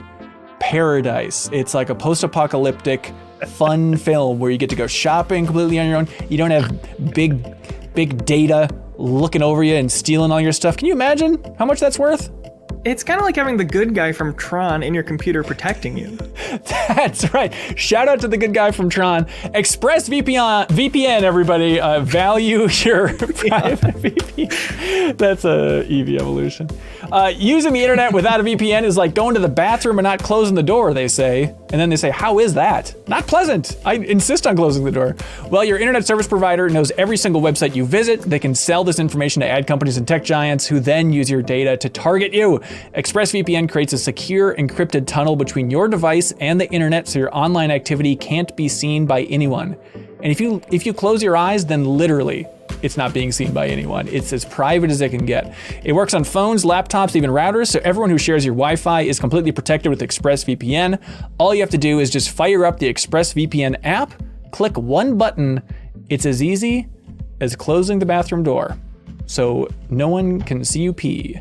Get an extra 3 months of ExpressVPN for free by going to expressvpn.com/MinnMax. That's expressvpn.com/MinnMax for 3 extra months for free. expressvpn.com/MinnMax, everybody. And thank you, of course, to our dear friends at I'm8bit. They want everybody to know about Cozy Grove. You can get the pre-order for Cozy Grove right now, the Nintendo Switch exclusive edition and the PlayStation 5 exclusive edition. This is the I'm8bit exclusive. Check it out in their wonderful online store this edition, because I'm8bit, they don't phone nothing in. It includes a blind bag containing a collectible enamel pin inspired by Cozy Grove's ghostly denizens. You can get all 28 of these adorable bears for Cozy Grove with I'm8bit's physical edition on the Switch and on PS5. Also an exclusive cover sheet. It's region-free, all that good stuff. So please go to I'm8bit's wonderful online store, I'm8bit.com. Check out that store, and you can use the promo code AprilShowers, all one word, all caps, and you can get 10% off of everything under $100. Please help support them, help support I'm8bit, because they support MinnMax in a big way by shipping out a prize from their wonderful online store each and every week. So whoever submitted the best question over on Patreon this week, they win the vinyl soundtrack to Turnip Boy Commits Tax Evasion, thanks to I'm8bit. So promo codes for I'm8bit and ExpressVPN and Stamps.com are in the description below for everybody. So, all right, y'all gonna remember the best questions submitted over on Patreon this week so we can give out a great prize thanks to I'm8bit? Yes, but also I just remembered I did watch Tron. I just don't remember almost anything about it. And I was holding back my laughter that entire set, because like once Leo said, inside the computer, I was like, wait a minute, I did, with the little rings or whatever. Right. I did watch this. Well, remember, it was kind of like no memory of it. But it's kind of like using ExpressVPN, so maybe those ideas are kind of locked into your brain together? Yeah, I mean, I guess that's what did it. I don't know what it was, but yeah, very odd. Very odd. How do I remember this dog? Okay. We have so many good questions to get through that I think we need to call in a ringer. Y'all ready for this? Share the load. Steven Spohn, welcome to the podcast, sir. Hey, let's go. Thanks for having me. Yeah, thanks so much for being here. You put out a call on Twitter, and you're like, hey, I want to talk to folks about the AbleGamers first annual gala. And you said, come on board, please. Doing a little research. I'm sorry for being so naive on this front. AbleGamers has been around since 2007? Yeah, we've been around for a long time. Been doing the thing where we've been helping people with disabilities and getting people who are disabled into video games that we all love for a long, long time, handing them the controllers they need, getting them into peer counseling to figure out exactly how they conquer the challenges that are keeping them out, and anything else we can do to basically facilitate them to have the experiences that they want to have. Yeah, it feels like over the last 5 years, at least from my naive timeline, it feels like the industry has just suddenly been like, oh, okay, let's focus on accessibility in a new way. Like, what do you think that is? What accounts for the industry sea change here? Hammering them since 2007. Okay, that's the secret. Got it. Yeah, no, it's 100% the overnight success, mantra, right? Where everyone's just like, oh man, you came out of nowhere. Well, no one really been doing this for a long time. And so, all the stories I've told on Twitter all the time about, how companies slowly get on board. I think it's like, it's kind of like a sea, right? You just got to get momentum. So I think what happened is around 5-6 years ago, we just finally got enough companies behind the movement that they started making change. And when the seats at the table started opening up, where you saw people other than me. For a long time, I was the most visible advocate for gaming and disability in a long time, and it was only me. And then, as a disabled person, that is, and then there were more advocates, and although along the way you kind of formed this coalition, we all kind of are just trying to live our lives. Like, we're not trying to really change the world. A lot of us are advocates because we just had to do something. Yeah, Sure. Leo and I were at GDC last year when you got the Ambassador Award, which must have been a bizarre thrill to be on stage. I went back and watched Yeah, I went back and watched your speech again, and I greatly appreciated you opened up the entire thing by just saying, it's a privilege and honor to share this evening of Inscription with you. Because I was coming off of like 2 hours of Inscription wins. But during that discussion, you talked about like an early meeting with Rockstar to talk about accessibility, and it did not go well. Are there companies that you want to shout out that you feel like have really been on the forefront of pushing this? You know, I love our friends over at Microsoft who have done a lot for this. Xbox has come a long way with pushing this, and a lot of the game industry comes along. I mean, to be honest with you, PlayStation and indie studios and Microsoft are all doing great as far as accessibility goes. They do accessibility, Nintendo don't, but everyone else is really good when it comes to that. So hopefully, everyone will eventually get on board and allow people with disabilities to share these virtual worlds that everybody wants to see. Yeah. Is it always a big discussion about just like, how do we get through to Nintendo? I mean, everybody else is screaming, wanting to get through to Nintendo so they can make a new F-Zero game or something. But I imagine in that community, it's like, how are they not listening to this? I don't get it. You know, I once had because I've done all the Nintendo magazines. I've been in every single Nintendo podcast and magazine that gets lots of airplay, and people are always every time just like, you know, do you hate Nintendo? Do you just not want to talk to them? I was like, no, if I didn't care about them, I would never mention them. The reason that I shame them publicly and why I've gotten emails from Nintendo saying please stop shaming us publicly, which I will not do, is I care. Like, people should be able to go play Breath of the Wild. Like, it seems like a freaking amazing game. And now there are adapters that people who have physical limitations, such as myself, you know, for those of you who don't know me, I can't really use my arms. I'm not quadriplegic, but I'm as close as you can get without actually being. Think about Stephen Hawking on the ALS kind of level of disability. That's me. And so I can't pick up a Switch. I can't operate it. But now, thanks to AbleGamers and its partners, there are adapters and switches and abilities that if I truly, truly wanted to play Breath of the Wild, I could because of those adapters. But just as the default device, it's just not accessible. And also they do weird things. Like 2 Pokemons ago, they hid a device that adds in captioning in a side quest in Pokemon, where you literally had to go find a side trainer to get earbuds that when you put the earbuds in would enable captioning. I was like, why would you hide an yeah. Janet, you seem to know what I'm talking about. Sword and Shield, I think it was. Yeah.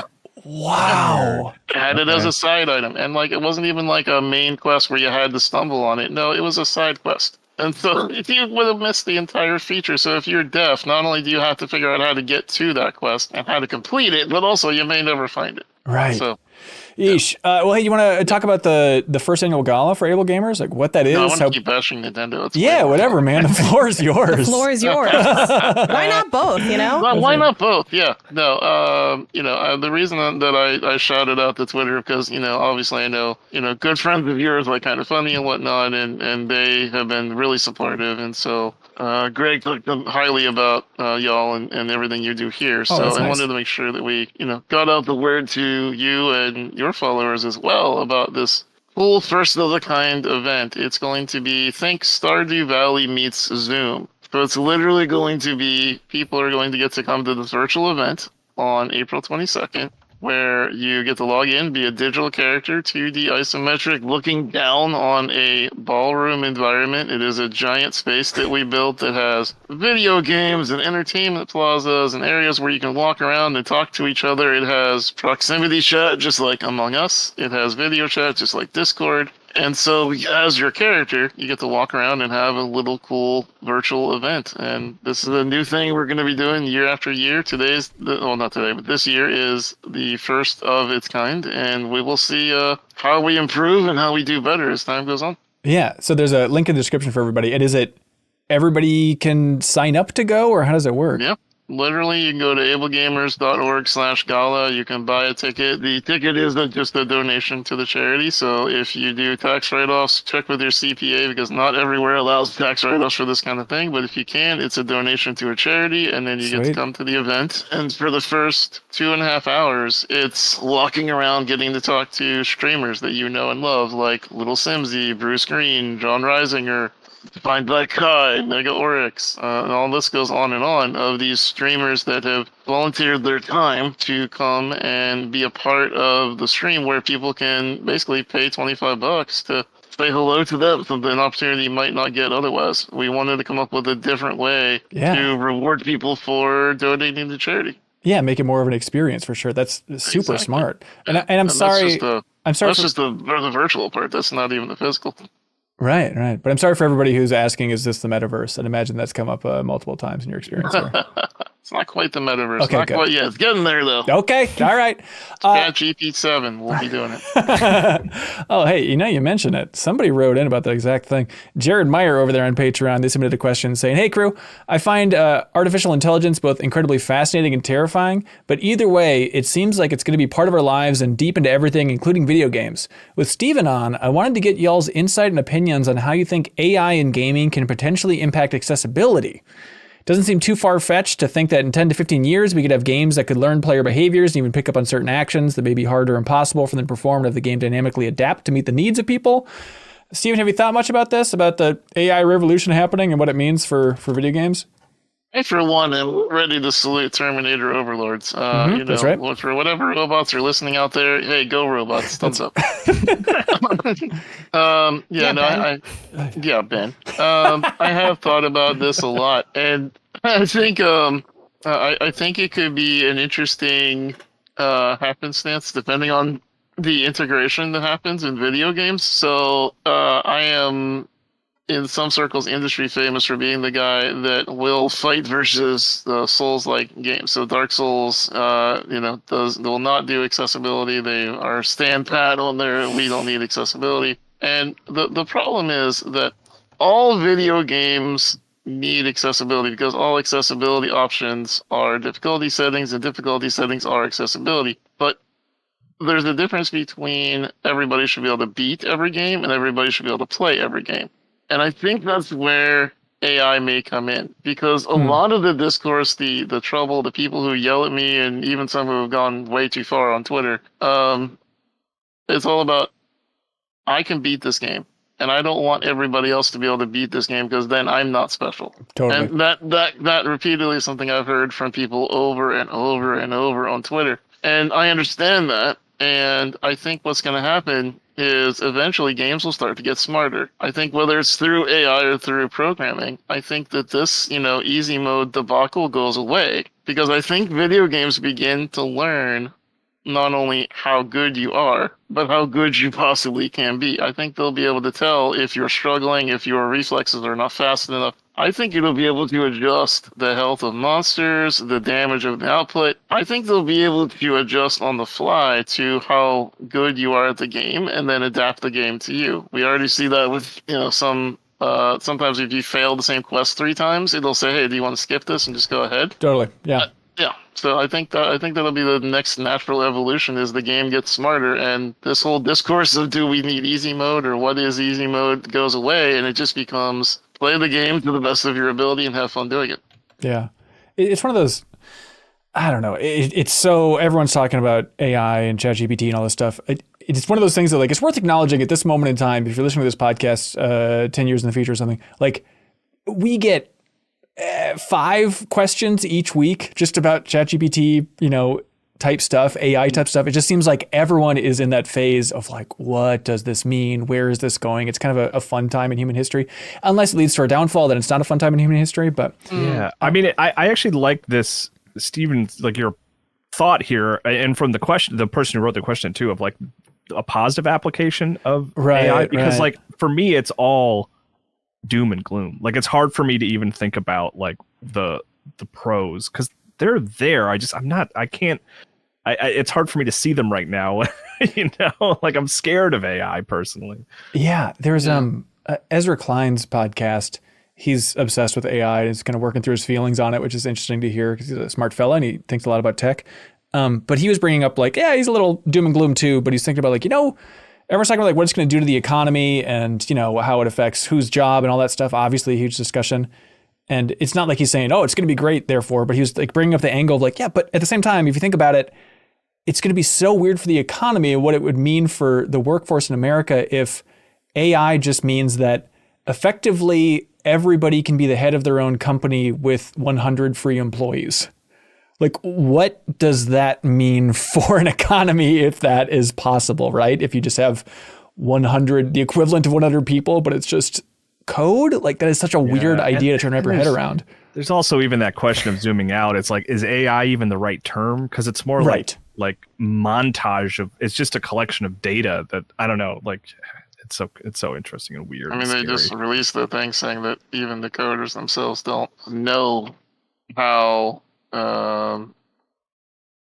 the coding works, that they basically fed it a language model and then fed it a bunch of things that we've said over the centuries and then said, all right, this is how we communicate this. So we want you to communicate with us. Now build your own code so that you can do that. And it was like, okay, but we don't know what's going on inside. There's no way to diagnose it. It's such the plot of Megan, right? Like that's exactly it. And Metal Gear Solid 2 as well, actually. Yeah, I mean, all the great pieces of art over the years. Greatest art of all time. That's right. I don't know, man. I'm the opposite, I guess. Because of my life as a profoundly disabled person, and I say profoundly for one reason, like no disabled person likes to compare themselves to others, but I say profoundly, especially for those not watching the video, that I use a wheelchair, I have a ventilator, my arms don't work. Like, you need to understand that my disability is very boxing. It keeps me out of things in life a lot. And so as technology has progressed, my life gets better. So as AI comes into this, the more computer, the more AI, the more things that have come along, the better off that I am. So that's interesting. Yeah, for sure. Steven Stitt writes in and says, hey, MinnMax, last year I finally played the original Halo trilogy with a buddy in co-op, and it was so good. I spoke to him about it recently and realized that's the only co-op gaming I've done in the last few years. It feels like multiplayer gaming takes so much coordination as an adult that I don't get to indulge in it. Am I in the minority here? I feel like I have a really great experience on the rare occasion that I do actually get to enjoy it. I hear you, Steven. This is the type of thing of, yeah, it's like, I think I was talking to some friends not too long ago about it. I'm like, what? There's so many co-op games. Why aren't we playing co-op games on a regular basis? Leo, I feel like you're maybe the smartest out of all of us for having like your regular rotation of like online games that are effectively co-op, right? A co-op in my life shows up more in what I play with my partner. We're always looking for more couch co-op games. That's what we're really lacking. I feel like we've played every single one in existence. That isn't like a bullet hell because we're not interested in that. Yeah. But we always have our eyes on new ones, and it's really notable when they come out because we really feel like we've played all of them. And I want to do something with that level of insight at some point. Rank every local co-op game you can play that's not a bullet hell. Oh, interesting. Yeah, I know we had just to tip our hand behind the scenes. It's like, hey, we got codes for Bread and Fred, that co-op platformer that Janet was raving about. And like, Leo, you jumped on that faster than I've ever seen you jump on any code. You're like, what is this? Some local co-op? All right, I'm there. It's very sweet to see. How's everybody else doing for the level of co-op in their life? It's kind of a constant challenge. I have so many, especially if you're playing with someone that also is just very prone to gaming, and by that I mean we have like several games in rotation. Right. Like the challenge of the way it's been memed of how long it took me to beat Sackboy: A Big Adventure, because I started that game at launch and I finished it I think like last New Year's Eve or something, like coming into 2023. I get it. Because I was playing with everybody. It was all four of us, 4 separate adults with separate schedules in separate moods. And it just gets to that point where I'm like, you know what? Frankly, I could or not play, but I'm down to, whenever you're down to play, I'll do it. I'll Default, drop everything because yes. it's so tough to get to coordinate that. And even like me and my brother, we do a lot of because Leo, to your point, there's not a lot of like couch co-op options, so we do a lot of even pass the controller for a single player game. And that also becomes, it's like, Road 96. It's like, I started that last, 2 years ago, and then I'm saving it. And then, but we still got to do the quarry, and I'm going to finish that. Like, I think it's just challenging. Like this writer, person writes in saying just coordinating the schedules is tough. But for me, my solace is that, hey, it's going to take as long as it's going to take. We're all ultimately having a good time, spending time with each other and playing these games. So, if I want to finish it quickly, I definitely should be doing it on my own. But if I don't mind the longer wait time, then yeah, I'm happy to make time for doing that. Leo, I'm much like you too with my partner. We're always looking for co-op stuff as well. We got to trade lists at some point and make sure we covered all our bases. Well, let's see. Were you on the same episode where Leo was raving about Gas Station Infinity? What was that called again? Cosmos Quick Stop. Ooh, no, I might have been, but I don't know if that one like jumped out to me. Write it down, Janet. Write it down. Write it down. Steven, how's co-op in your life? As a streamer, that's pretty much like all I do. I'm somebody who, I don't do locals that much. Mine's always online, but I'm an MMO player to the core. Co-ops is just my thing. I absolutely loved It Takes Two. That was my favorite game to play. Such a good memory playing that with a friend. Yeah. Just going through the whole experience, I could see why couples really enjoyed playing that. Like what a cool thing. Like best friends, romantic, platonic, doesn't matter. If you were a couple of good people that played with each other, that thing had the perfect amount of heartfelt and antagonizing each other. Yep. So I loved it. I just love co-op things. I kind of find I don't know about y'all, but I'm probably a little different.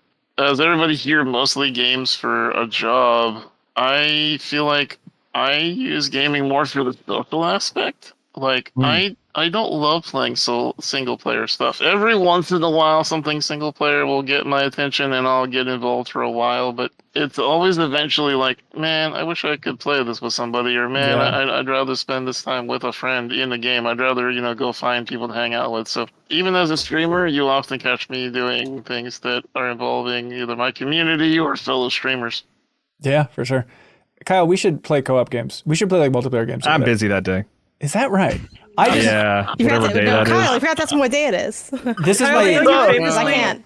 I know you famously don't like co-op or don't engage in optional co-op things in a co-op way. Is there a formative experience that made you that way, or have you not really dabbled?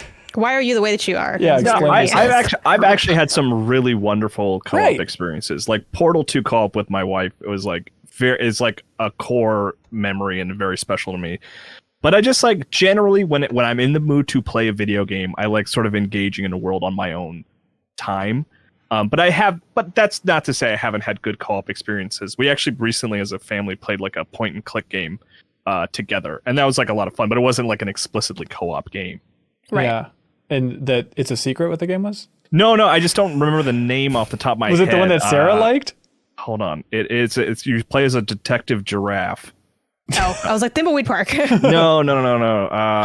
That's the problem. I can look it. I do want to shout it out because it was a good time. It's a real game. I swear. There's a giraffe. Mr. Giraffe. It's like Sherlock Holmes. God, what was? I'm gonna look it up and see if I can find the name. I'm just saying, it would be. Lord Winklebottom. No, still fake. Still fake. How would we know if that's right? Come on, Kyle. Yeah, it has fewer reviews than Touch Type Tail. It's got 95 very positive reviews on Steam. Kyle, I think it'd be fun since I don't get to hang out with you in real world too much because you live like 3 hours away. It feels like it's technically like 37 minutes, but it feels like a 3 hour drive. But what if we just started playing multiplayer games together like twice a week? That's Kyle is digging into my single player time. Come on, You gotta open with once a month, Anson. I'm twice a week. I'm sorry for expressing what my heart felt. I'm sorry. I like to. That's why sometimes too I like to make it an event. I think back to the like, how do you? I think what was the question was like, how do you do it more, whatever. I think just carve out the time and commit to it because unfortunately, since time isn't as free as it was.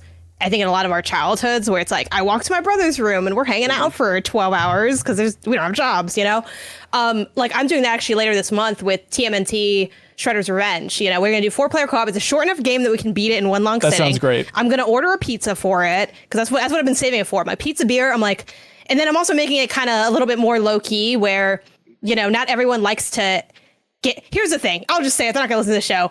Maggie and Isaiah, they might not be into this TMNT game. They might just drop off. Edwin and me, we'll hang out. We'll do. Yeah. But I'm like, y'all can still eat the pizza, chill. So I just want to hang out. You need a game you can drop out of like halfway through if need be. Yeah, exactly. Because I'm like, look, no one wants to. Because again, you want to have a fun time. Like no one wants to feel like they're totally forced to do it either. So I think having those options of, freeing it up a bit with certain people also is super helpful. Yeah. What I'm hearing here, Ben, is you need to learn from Janet, and you don't go right for the do you want to do this every other week? You lure them in with pizza. Exactly. With beer. Oh, yeah. presents. Smooth. Yeah, the dance, as they say. Yeah. This is helpful. All right. Next question is from Adam Castellanos. They write in and they ask, how can I get over my fear of commitment to playing with get a Kyle? pizza? Pizza. Just a good broad question, Adam. Fear of commitment. Anybody got an experience with this type of thing? So no clarification. Zero clarification. Interesting. Think as big as you can. Sometimes It'll you all should be afraid of fine. it. Just do it.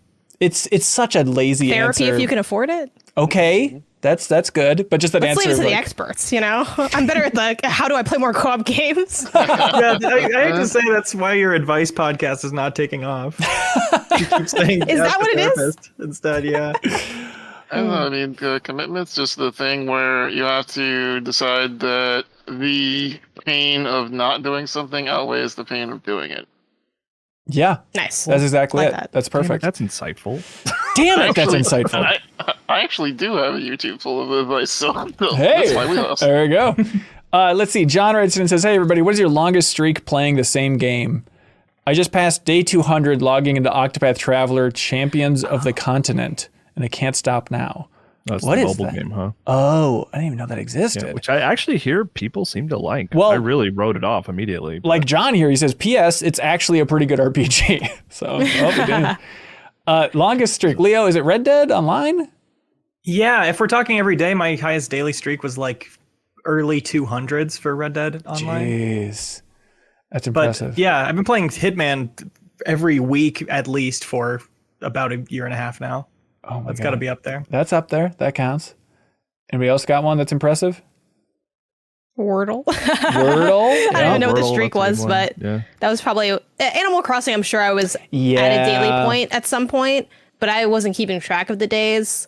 And then the other, again, it's not a daily, but I always wonder, like, I wonder when the last time I'll play like this one game that I'm always replaying. Like I always replay Jack 1 a lot, so I'm like, I feel like that's the game I've been playing for like 20 years. Truly. Were the you deepest actively dive. thinking this last time you played Jack 2? You were like, this is the last time.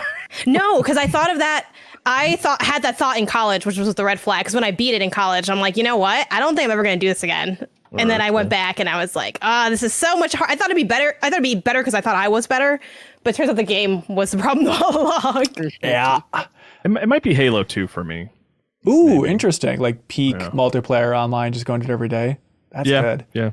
All I right. guess it just depends. Like, what do you consider a streak? Is like, Yeah. where's the parameters on when it ends? Yeah, I feel like Janet and I are on the same page with a lot of the stuff. Where do you put the parameters on that? Right? Yeah, So, who knows? I mean, I played Star Wars Galaxies from the day that it launched until the day that Sony murdered it. Ooh, really? So, yeah. What was your class? I was hardcore bounty hunter, and so my tragic tale of Star Wars Galaxy is that I was a huge bounty hunter, loved hunting, loved Jedi killing, was really fun. They announced the new game enhancement was coming in, which was going to murder the game. We all saw it coming. So then I hustled my ass to try to get Jedi on that character, and it took hours to get that achievement. You had to grind like unbelievable and put in the hours, and I got to the point where the server went down 15 minutes before I was at the maximum experience. That's amazing. No. 15 minutes. Yeah. It was horrifying. Yeah. Oh, God. So, I'd say as far as like games played, like Ultima Online or Star Wars Galaxies or World of Warcraft, probably my longest streak. But it's like, what do you consider a streak? According to Steam, I've got like 1,200 hours into Rocket League, but that's over the course of what, how long has Rocket League been out now? 8 years? Yeah, something like that. Yeah, sounds about right. Eesh. Joe Garifo writes in and says, howdy, MinnMax. I took the kids to see the Mario movie, and during it they exclaimed, Mario is playing the old-timey Nintendo. Are old-timey and retro the same thing?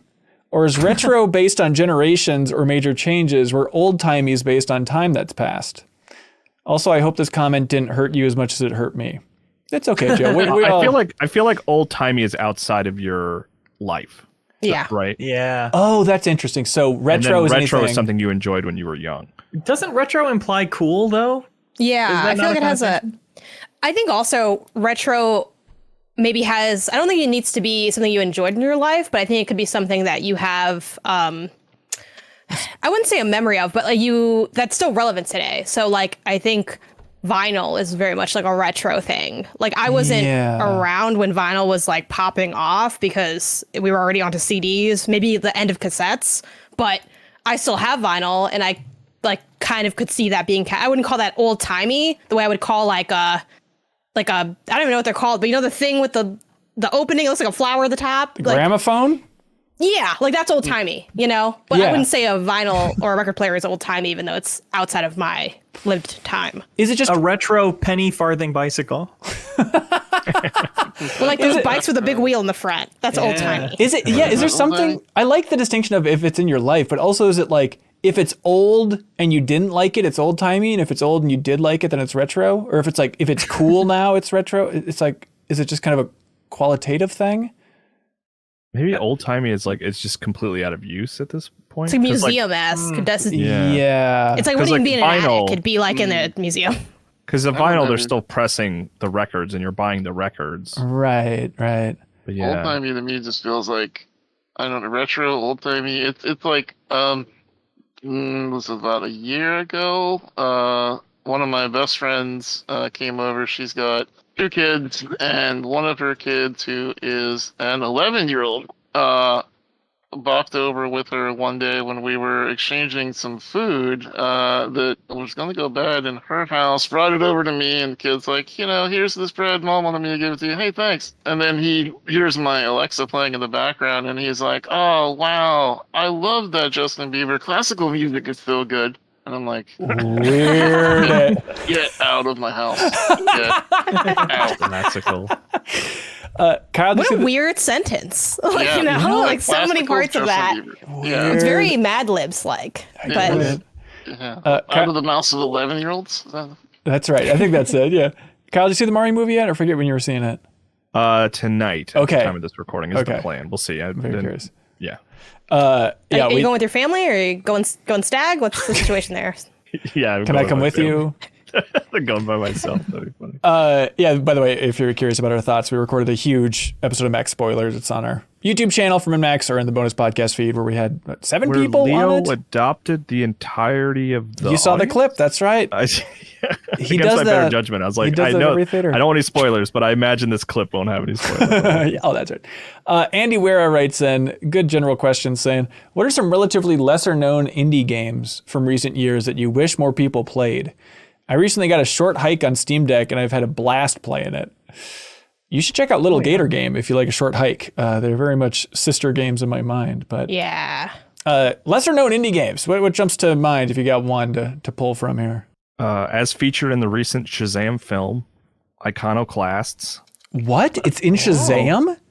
Yeah, one of the kids is wearing an Iconoclast t-shirt. Oh, because wasn't there some connection with the creator's brother or something like that? Yeah, the creator's brother is the director of both Shazam movies. Yeah. That's so weird. Yeah, Iconoclast? but I love All right. Iconoclast, and I wish more people would play it. All right, take a shot, everybody. Kyle mentioned Iconoclast. I played one not long ago that was called the Fermi Paradox. Really fun, sim game where you get to play the quote galactic gardener and raise up different civilizations in different universes and control them via decision. So, like for example, one class who was raising themselves up on a sand world discovered that if you pour sand into the gills of these fish-like creatures, that it makes them confess to doing crimes. And my job was I kept being like, please don't sandboard, please don't do this. And then you tell them no, and then they'd be like, all right, we're gonna do it anyway. I'd be like, okay, please don't. And so it was 35 minutes of me arguing with this civilization not to do sandboarding. It was great. That's fantastic. amazing. Fermi Paradox. Yeah, that looks awesome. Yeah. How do you spell it? Fermi Paradox. Yeah. This is one I mentioned it before. It came out last year, and I played it over the winter break, and it would have been pretty high on my top 10 list if I played it before. But Dome Keeper, They came out last year. I'm such a sucker for that simple formula of like, okay, protect your base. It's tower defense-esque, but then you're also mining to get the resources to upgrade the laser as these waves of enemies are coming. But just recently, somebody on in Party Chat, our bonus podcast, they're talking about a game called Wall World that, strangely enough, is a spiritual successor to Dome Keeper, which just came out last year. So like, I don't know how quickly they turn on this Wall World. Different creators, obviously, but it feels very similar. But instead of the Dome Keeper, which is all like vertical, Wall World, you control a giant mechanical spider along a wall, and it's all vertical then, and you like dock the robot spider and then go mining into the wall to collect resources. But the cool thing is then you can come back out to the spider as you're fighting off waves of enemies and all that stuff, and then actually move the spider to go find new mining spots and stuff like that. So it seems good. It's one of those things where I started up, I'm like, this is such a ripoff of Dome Keeper, and it doesn't look as good. And then after a little while, I'm like, yeah, but that formula is so satisfying. It's perfect for Steam Deck. Wall World is the name of that thing. At spider. Sorry. That's fair. For me, it's Signs of the Sojourner. I was trying to think of one that I don't hear about as often. This came out in 2020. It is a narrative card game about relationships and making connections with people. It has a road trip element, a calendar element. It's very narrative heavy. So you don't need to be good at card games at all to play it. It very much is like a simplified, you are using cards to convey like an emotion category basically. And you're trying to match up, like, I forgot the word they use for it, but basically your conversation ends up being like in alignment or not. And it's like how the people respond to you will depend on whether or not you have the right cards. And you're creating this. So it's like this emotional deck builder, and it's amazing. The art's really striking. It is unlike any other game I've ever played before. And it is fantastic and available, I think, on pretty much everything. Yeah, Switch, PlayStation, Xbox. It's from last gen, but you know. Forgot about it. Yeah. Signs of the Sojourner is that one. Kyle, Leah, you got a hot take? I've been playing this game called Dismantle lately with a Y, DYS, Mantle. Simple, top-down zombie apocalypse survival game.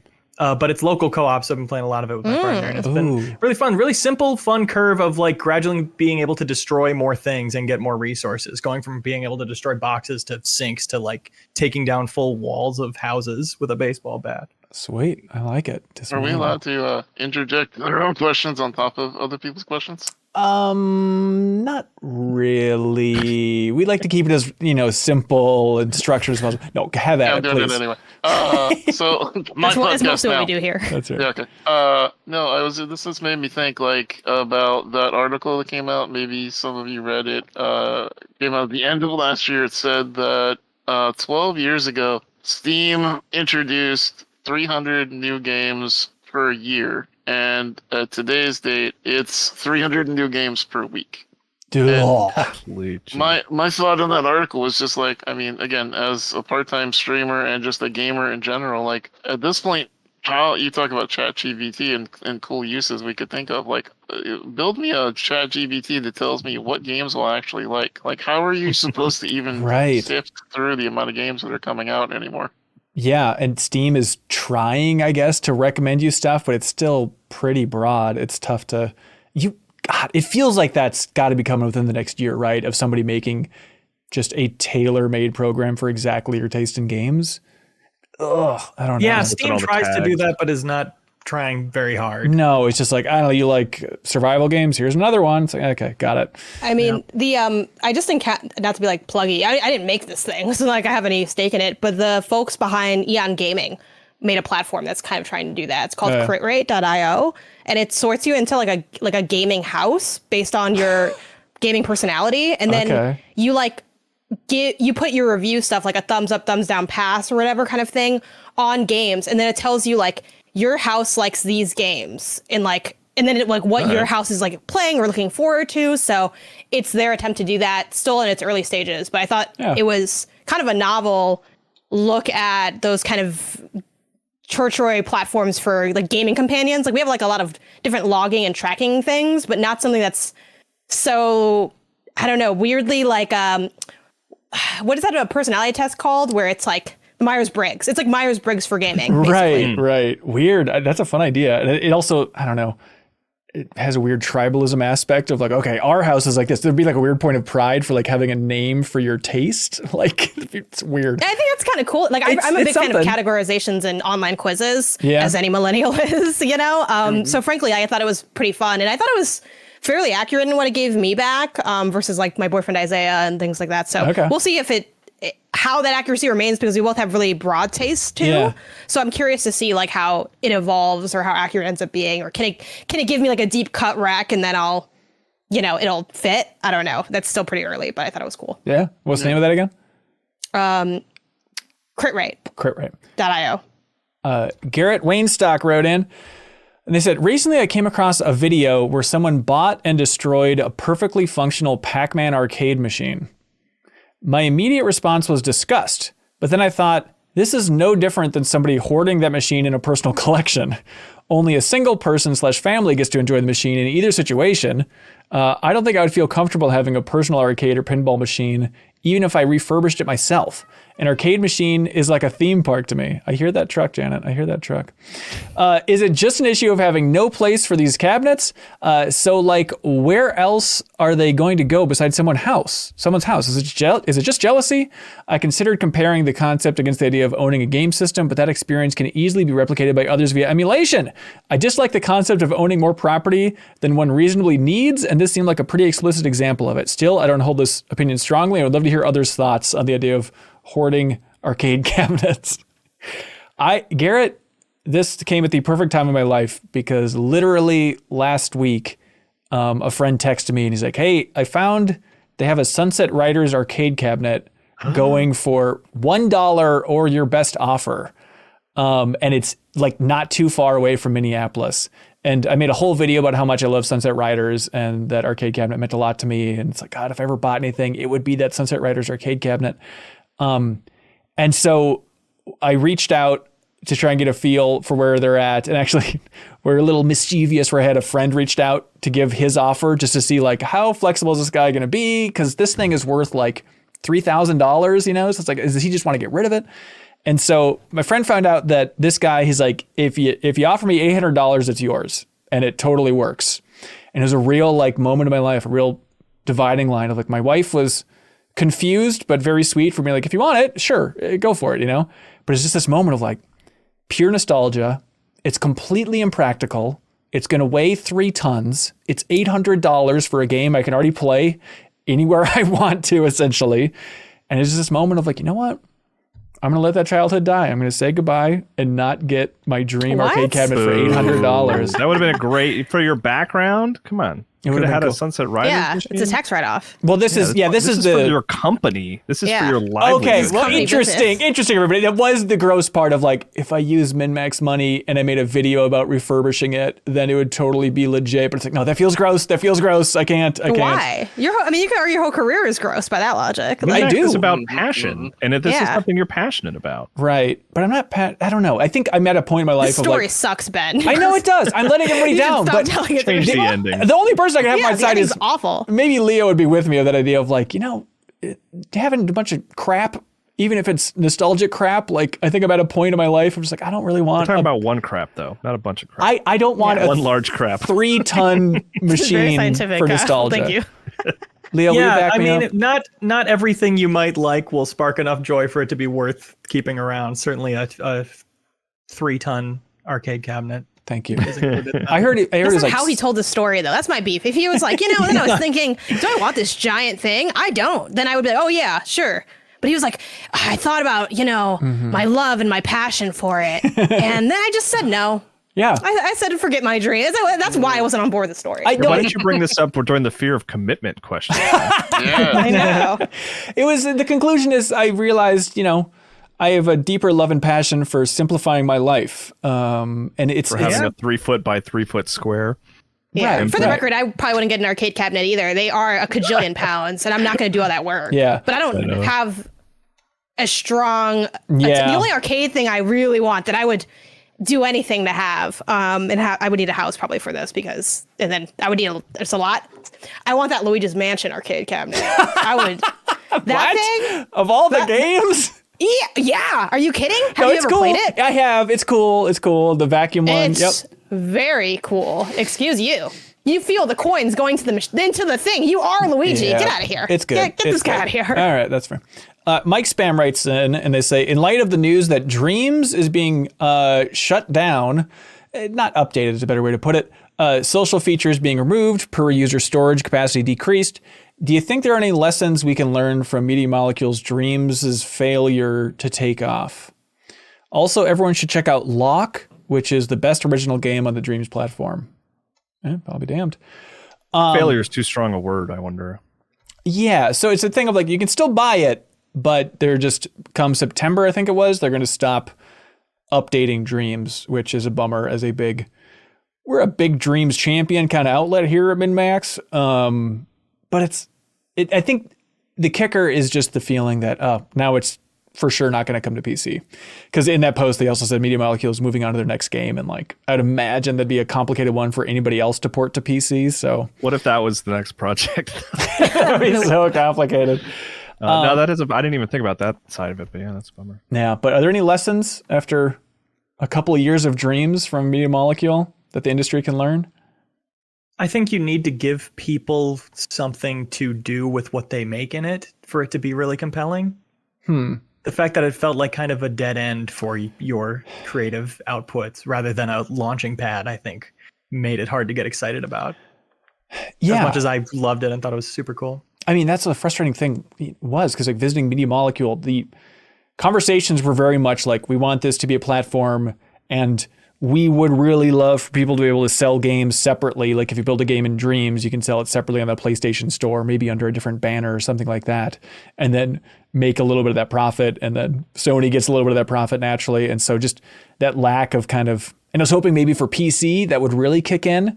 And they said at the time, I need to look into this, but they said at the time that there is a game in VR that was being developed in Dreams from like a third-party developer. And I don't know if that ever released or how that even technologically could work, but that dead end feeling is something I totally get. And also it's just like, you know, they wanted to be the super accessible engine, but you know, with Unreal in particular, just moving so quickly and iterating so quickly that even like friends of mine who want to get into game development, it's like, well, I could pour a lot of time into Dreams, but why would I when Unreal is free and is so much more potentially beneficial for the rest of my life? Is it like almost too versatile? Right? Because you're right. It's like if you really wanted to dig into Dreams, you would probably be better off like just diving into Unity or Unreal, right? Right. Where if you scale it back a bit to like the Mario Maker zone or the Little Big Planet zone, Or the Meet Your Maker zone. Or the Meet Your Maker zone, yeah, like maybe that's the better approach. But that's all just me making assumptions, you know? Yeah. Mario Maker is such a tough example to point to because it's like, it's Mario. You know, it's like, you can't. The Nintendo's other game creation game that they released like did nothing, you know. Game really Maker Garage, Game Builder Garage. Yeah, it came and went. Like I got it as a gift once, and then my boyfriend called me out because I had never. He got it for me, and he's like, "You never played it, have you?" No. Oh my god, it's not even opened. And I'm like, "Look, I got a lot of games to play." I never got through the tutorials. I was interested in it. I can't be So making let's more for games kids. that I have to play. It was kind of poorly like marketed in the US because it didn't have exactly. It was really meant more for like children than for like being their dreams. But anyway, I think too, like adding on to what you all said about the complexity aspect of it, as much as like I hate to be that guy, I do think there is truth to it never also coming to like PlayStation Plus in any way or having just some type of free, right? God, that's free crazy. version. And then that also combined with, despite the fact that I think there is a lot of attempt at creating curation and creating highlights through things like the MPs, through things like even when you boot it up, I still feel like I have, as someone that likes Dreams and has played a lot of great things in Dreams because I have been judging the MPs like alongside like Greg and Blessing for like a year or two. I'll tell people about, you know, games like whatever that are incredible that I play. And they're like, yeah, but like, they just don't really care. Yep. It's been hard to get people to care about the fact that, no, I played this thing and it's amazing and you got to check it out and it's worth it alone. They're like, yeah, but whatever. And if I I feel like everyone struggled doing that at scale. And it feels maybe cynical to say like it has to have a way for you to make money off of it or a way to turn it into something bigger than just the joy of creating itself. But I think what it maybe really needed was like I wish when I dove into those tutorials to make something in Dreams, I felt like it was surprisingly easy. And it's really And it was not. just really hard. It was like, this is a big learning curve. It's not really the joy of creating the way like Meet Your Maker, the way smaller tool set lets you get started immediately. Yeah. Luca Resigno, they say this is more of a challenge than a game. Steven, do you like trivia? Hate it. Great. Well, then buckle up. Here we go. You came to the right place. That's right. Luca says, I went to Metacritic and looked up the highest rated games of all time by user score. That's the wrench in it. Luca says, I would be shocked if you could guess more than one game on this list. They say sorting by critic score gives you a much more predictable list, of course. But top Hello 10. Kitty, New Island Adventure. Hang on, do I see it? I don't see it. I'm sorry. I can give you hints, but does anybody else have any random guesses? There's no universe. Okay, There's no so, universe. Like the top list? Try and What's guess. how many are on your list? 10. We got the top 10. Top 10 user. Okay. Hatred. No hatred. It must Is be. anyone here like a PC weirdo who like knows what that community's latching onto heavily? No PC games. I gotta say, all console stuff. Terraria? Oh, that's No. I was trying to think of a beloved game that like critically was just sort of ignored. But Kyle, like critics. I will count this for you at 10% because there's a Wii U game called Tengami, which I've never heard of. So that's of course on there. I don't want the hints yet, but let me ask you this. Yes. Have we talked about any of these games? Great question. Like kind of generally. We have covered mentioned at some point on the MinnMax Show podcast. Okay. 1, 2, 3, 4, 5 of these games. Okay. That's not bad. Minecraft? No, I'm sorry. No Minecraft. I think Roblox. Tengami can only be purchased with like Nintendo points. Like I don't think you can even buy it. Oh my God. Like Oh my God. All right. Okay. We got to get some hints. Yeah, I think it's hint time. Okay. Number 10 is a game that I think it was a Wii U title that recently was ported to Switch, I do believe. Lego City Undercover? Nope. It is a sequel to a horror franchise that is beloved. do you want us to like say our name or something? Just shout it out. Fatal Frame? Yes, Maiden of Blackwater on Switch, apparently. Next one up. This is a game. Why that game? I don't know, Kyle. You're going to be asking yourself that a lot. Next one is a game that is good, but everybody dings it for being not as good as the game that came just before it. And in fact, we just talked about this recently on the podcast. It was also remade, and this reignited that entire debate. This is the original version of that game, which is a PlayStation 1 game. Resident Evil 2? No, Resident Evil 3. There we go. Resident Evil 3 for the PS1, of course, is on that list. Then there's a game called Metal Torrent for the DS. I don't know. Next one, Xbox 360 game. Kyle, I believe Shinji Mikami worked on it. Vanquish? Yes, Vanquish. There we go, of course. Okay. Wow, okay. Yeah. These are like niche enough that Yes. if you seek it out, you love what it is. Is that kind of the I theme? think it might be. Vanquish is the first one that I kind of get. Yep. You know? Okay. Yeah. There's a game called Crystar on PS4 that I've never heard of in my life, but that's on there. Also, Leo, I don't mean to alarm you, but Metal Torrent is like a shooter, a bullet hell shooter. So You've alarmed me. weren't you talking about how you didn't want to play those co-op, right? Yeah, I'll steer clear of this one. He's scared of him. Just relax, please. Okay, next one is a first-person puzzle game, but not the one that you'd think.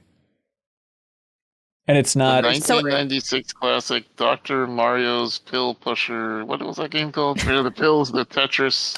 Do I see Dr. Mario's Pill Pusher? I do not. I'm sorry. Oh, okay. All right. Dr. Wait, Mario's opioid epidemic. I want to play that game. First person puzzle. First-person puzzle game. Fever. It's not the one that all the smart people like. It must be a different one. I think you're kind of smart if you like this. I liked it, and Kyle wanted to like it probably more than he did. Maquette. No, but very, very close. We just talked about Superliminal. it. Superliminal, correct, on Switch. Okay, now I'm talking about that one that it's like, oh, you got to be smart. Jonathan Blow's thing, you know? Oh, Witness?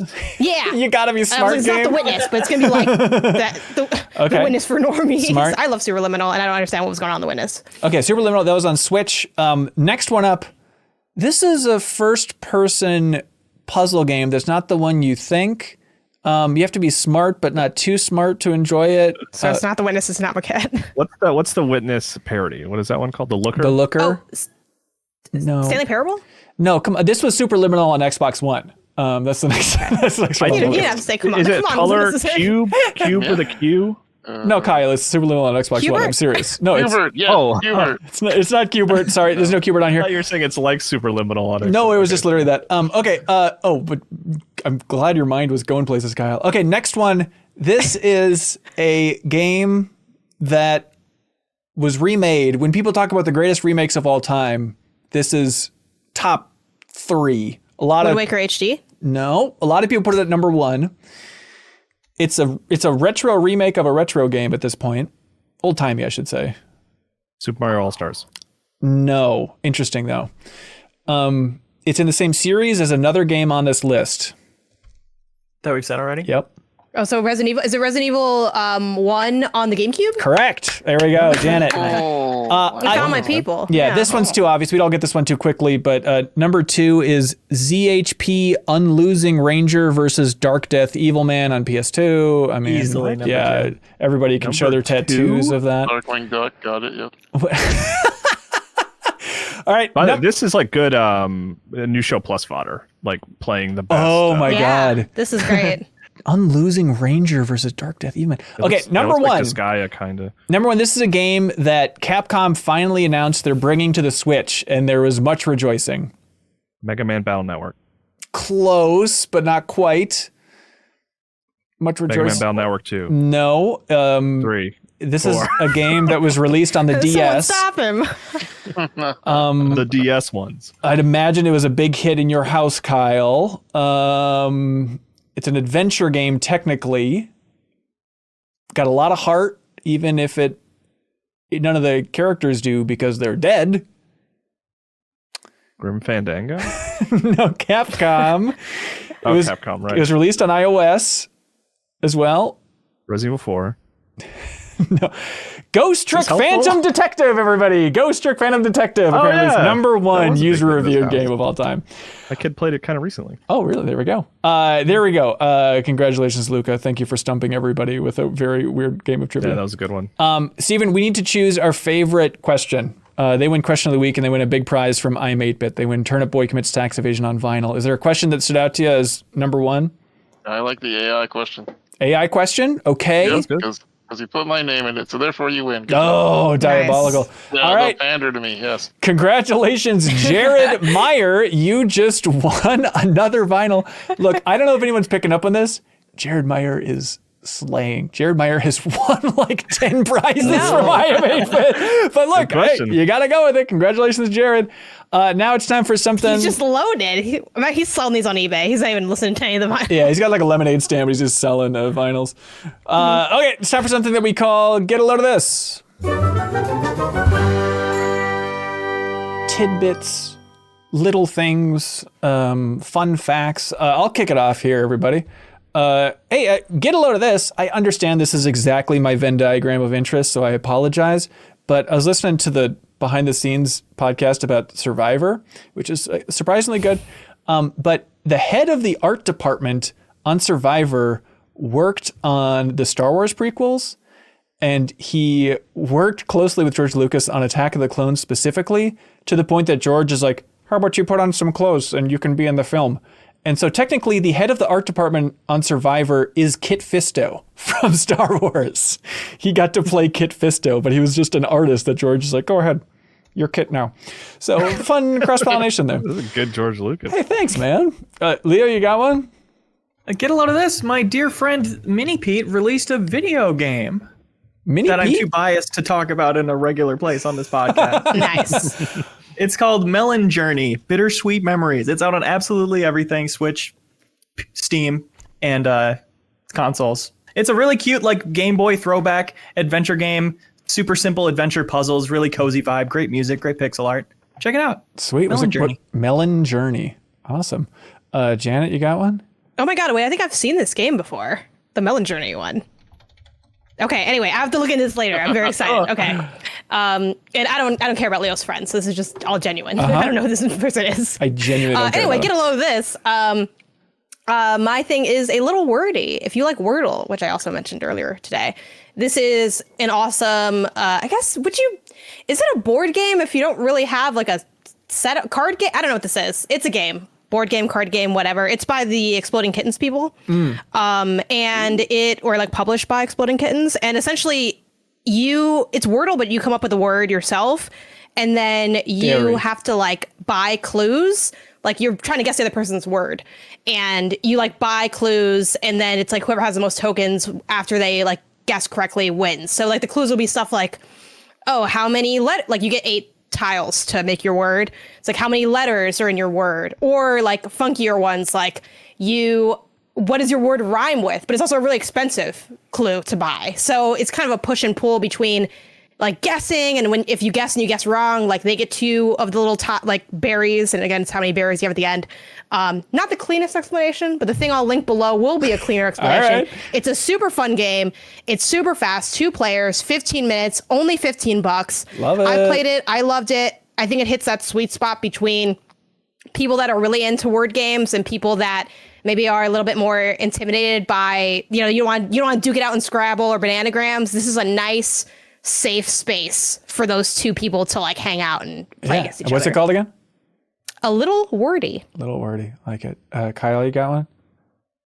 Yeah, hey, a little of this. Variety has this article from the sort of talking to the directors of the original Super Mario Brothers movie, the 80s one, which is fun, which they've talked about it a lot. And, that movie has been weirdly analyzed in great detail. So maybe this was known. I had never heard this. But anyway, nice article. They also talk about how Quentin Tarantino had showed it recently, and that sort of gave them this new found appreciation for it. Like they finally got to embrace the sort of cult classic nature of the movie. Yeah. But they said the thing that caught my eye was there was an alternate ending that I guess they shot but didn't end up getting used of that original movie, where says here, after Mario and Luigi completed their crazy adventure in Dino Hatton, 2 executives from Nintendo turn up at the Mario Brothers apartment in Brooklyn, and they want to hear their story because it's on the news and they're making a video game, one of the directors says. It explains the reason why the film doesn't literally follow the story in the game. It got lost in translation. The Mario Brothers told Nintendo executives a story, and it was misinterpreted. The film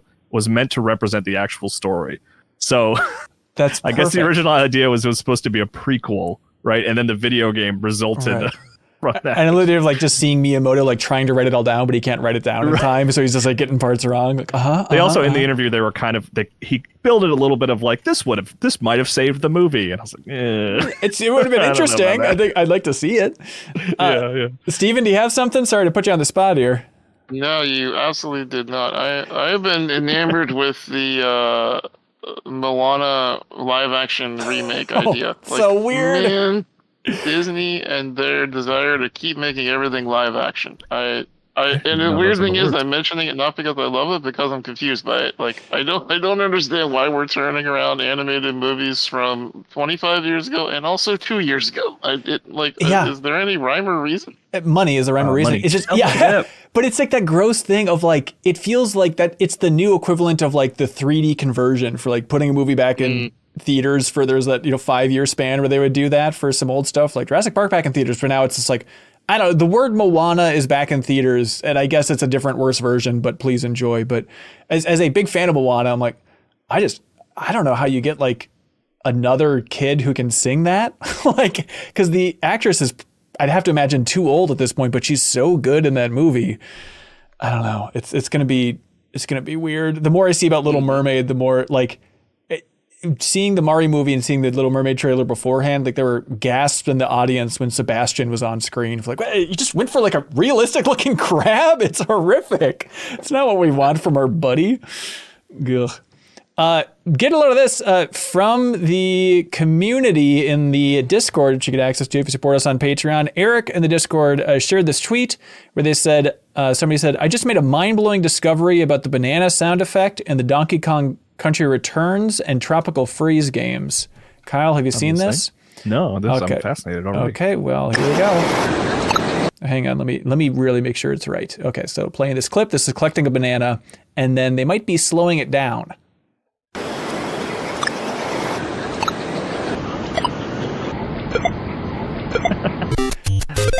And then it just cuts. Cool. Yeah, it's just That's the shell fun. noise from the original Mario, apparently, but just sped up, and that's the banana. So, fun facts, everybody. There's links below for all the stuff that we mentioned there.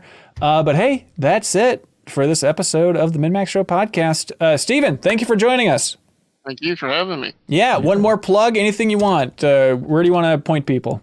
Yeah, if you go to pizzahut.com, you can get some of the best pizza that you ever imagined. Yeah, if the reason I came here today is largely to talk about AbleGamers and how great that gala is going to be. I hope that everyone listening out there who's interested in this kind of thing, if you want to meet some of your favorite streaming celebrities or content creators, if you want to meet people from the industry, come by the event on April 22nd, 4 p.m. Eastern until midnight or so. Headliner being Brian Weck from Ninja Sex Party and DJ Nye, going to be all night long with all kinds of fun. You can do a $25 donation to the charity to get your butt into the door and meet all kinds of cool people, or you can even buy a gala in a box, which is, imagine a giant swag kit that comes to your house, but instead of stuff that you throw away, it's like $1,200 worth of Logitech stuff. It's Jeez. like only $300. It's pretty great. That's sweet. All right, there's a link in the description for all this stuff, but that's great. Thank you to everybody for watching, listening, all that fun stuff. Just a reminder, we do have Trivia Tower coming up on Monday, April 17th at 8 p.m. Central. We're going up against the entire Nextlander community. Brad Shoemaker is going to join us on this episode, so we need your help to bring down those cocky fools over there. They think they know everything about game trivia, but we can prove that we know more. Easy Allies are the only other community to defeat us. We crushed Giant Bomb. We crushed Kinda Funny. We've crushed everybody else we've gone up against, so we need your help. If you jump in at that $2 tier on Patreon, you can compete in game trivia. People go out to bar trivia all the time. They spend like $30 on beer and fries and stuff, and they barely ask questions about video games. This is all video game stuff. For $2, you can jump in there and compete. So we'd love to have you there Monday, April 17th. Jump in there, because also you can help us hit our goal. We are currently 25 new supporters away on Patreon. 25 people from hitting our goal and finally making a documentary about everybody's pets here at MinnMax. We're going to give them their favorite treat.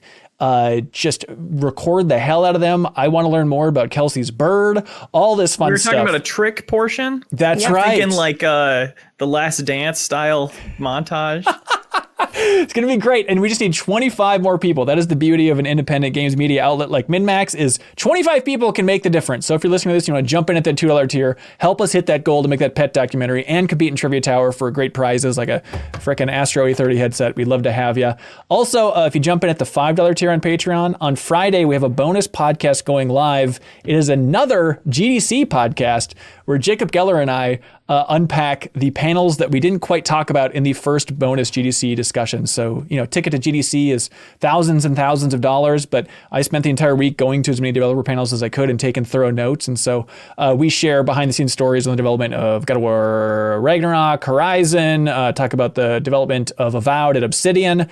And then also, I just love it because Jacob's a good sport and a good lad, and don't you forget it. No, but I just love it because it was just a loose, casual conversation with Jacob, just a fun bonus podcast where we also just talked about media criticism in general and a bunch of other fun topics. And Jacob is interested in developers and development, so it was a fun discussion. Also, if you unlock that bonus podcast feed at the $5 tier, you also get Party Chat, which is our bonus podcast each and every week. This week, we talk about Tim Rogers a lot on there. If you love, by the way, going behind the scenes on analytics, content creation, Patreon conversions, all that dorky stuff, which if I was a listener, I'd be really into, believe it or not. That is what this episode of Party Chat was all about this week, where we talk about just comparing different Patreon outlets out there, what we can learn from wonderful folks like Kinda Funny, stuff like that, and just talk about what has worked for us, what hasn't, future of the deepest dive, all that fun stuff. So if you really want to go behind the scenes of content creation, unlock Party Chat in that bonus podcast feed as well. All right. Also, thank you to our biggest supporters, well, some of our biggest supporters. The Game Champion tier, people jump in at the $50 tier on Patreon. They can choose any game under the sun, be declared the champion of it for all time. Jot is the champion of No One Lives Forever. Also from Monolith, developers of Tron 2.0, you might know. The Sleepy Mailman is the champion of Dance Dance Revolution Mario Mix. Excellent choice. choice. RabidLime is the champion of Garfield Kart. Furious Racing, who can forget? Procyon number 6 is the champion, of course, of Sly 2 Band of Thieves. Excellent choice, everybody. And just a reminder, we are doing a bonus stream because of what won the game championship poll last time around. So this Tuesday evening, Sarah Pazorski and I believe Ana Diaz and I are going to be streaming Herb's Sims in the City from the MinnMax studios. You can tune in. We might be doing it on YouTube even, so stay tuned, everybody, for those details. But all right, anybody else got something else they're dying to plug out there? Nobody? Yourself. Wow. All right, wise words. Appreciate it. Steven, thanks again for joining us. Really appreciate it. Thank you. All right, thanks so much, everybody. See you next week. Be good. Have fun. Let's go.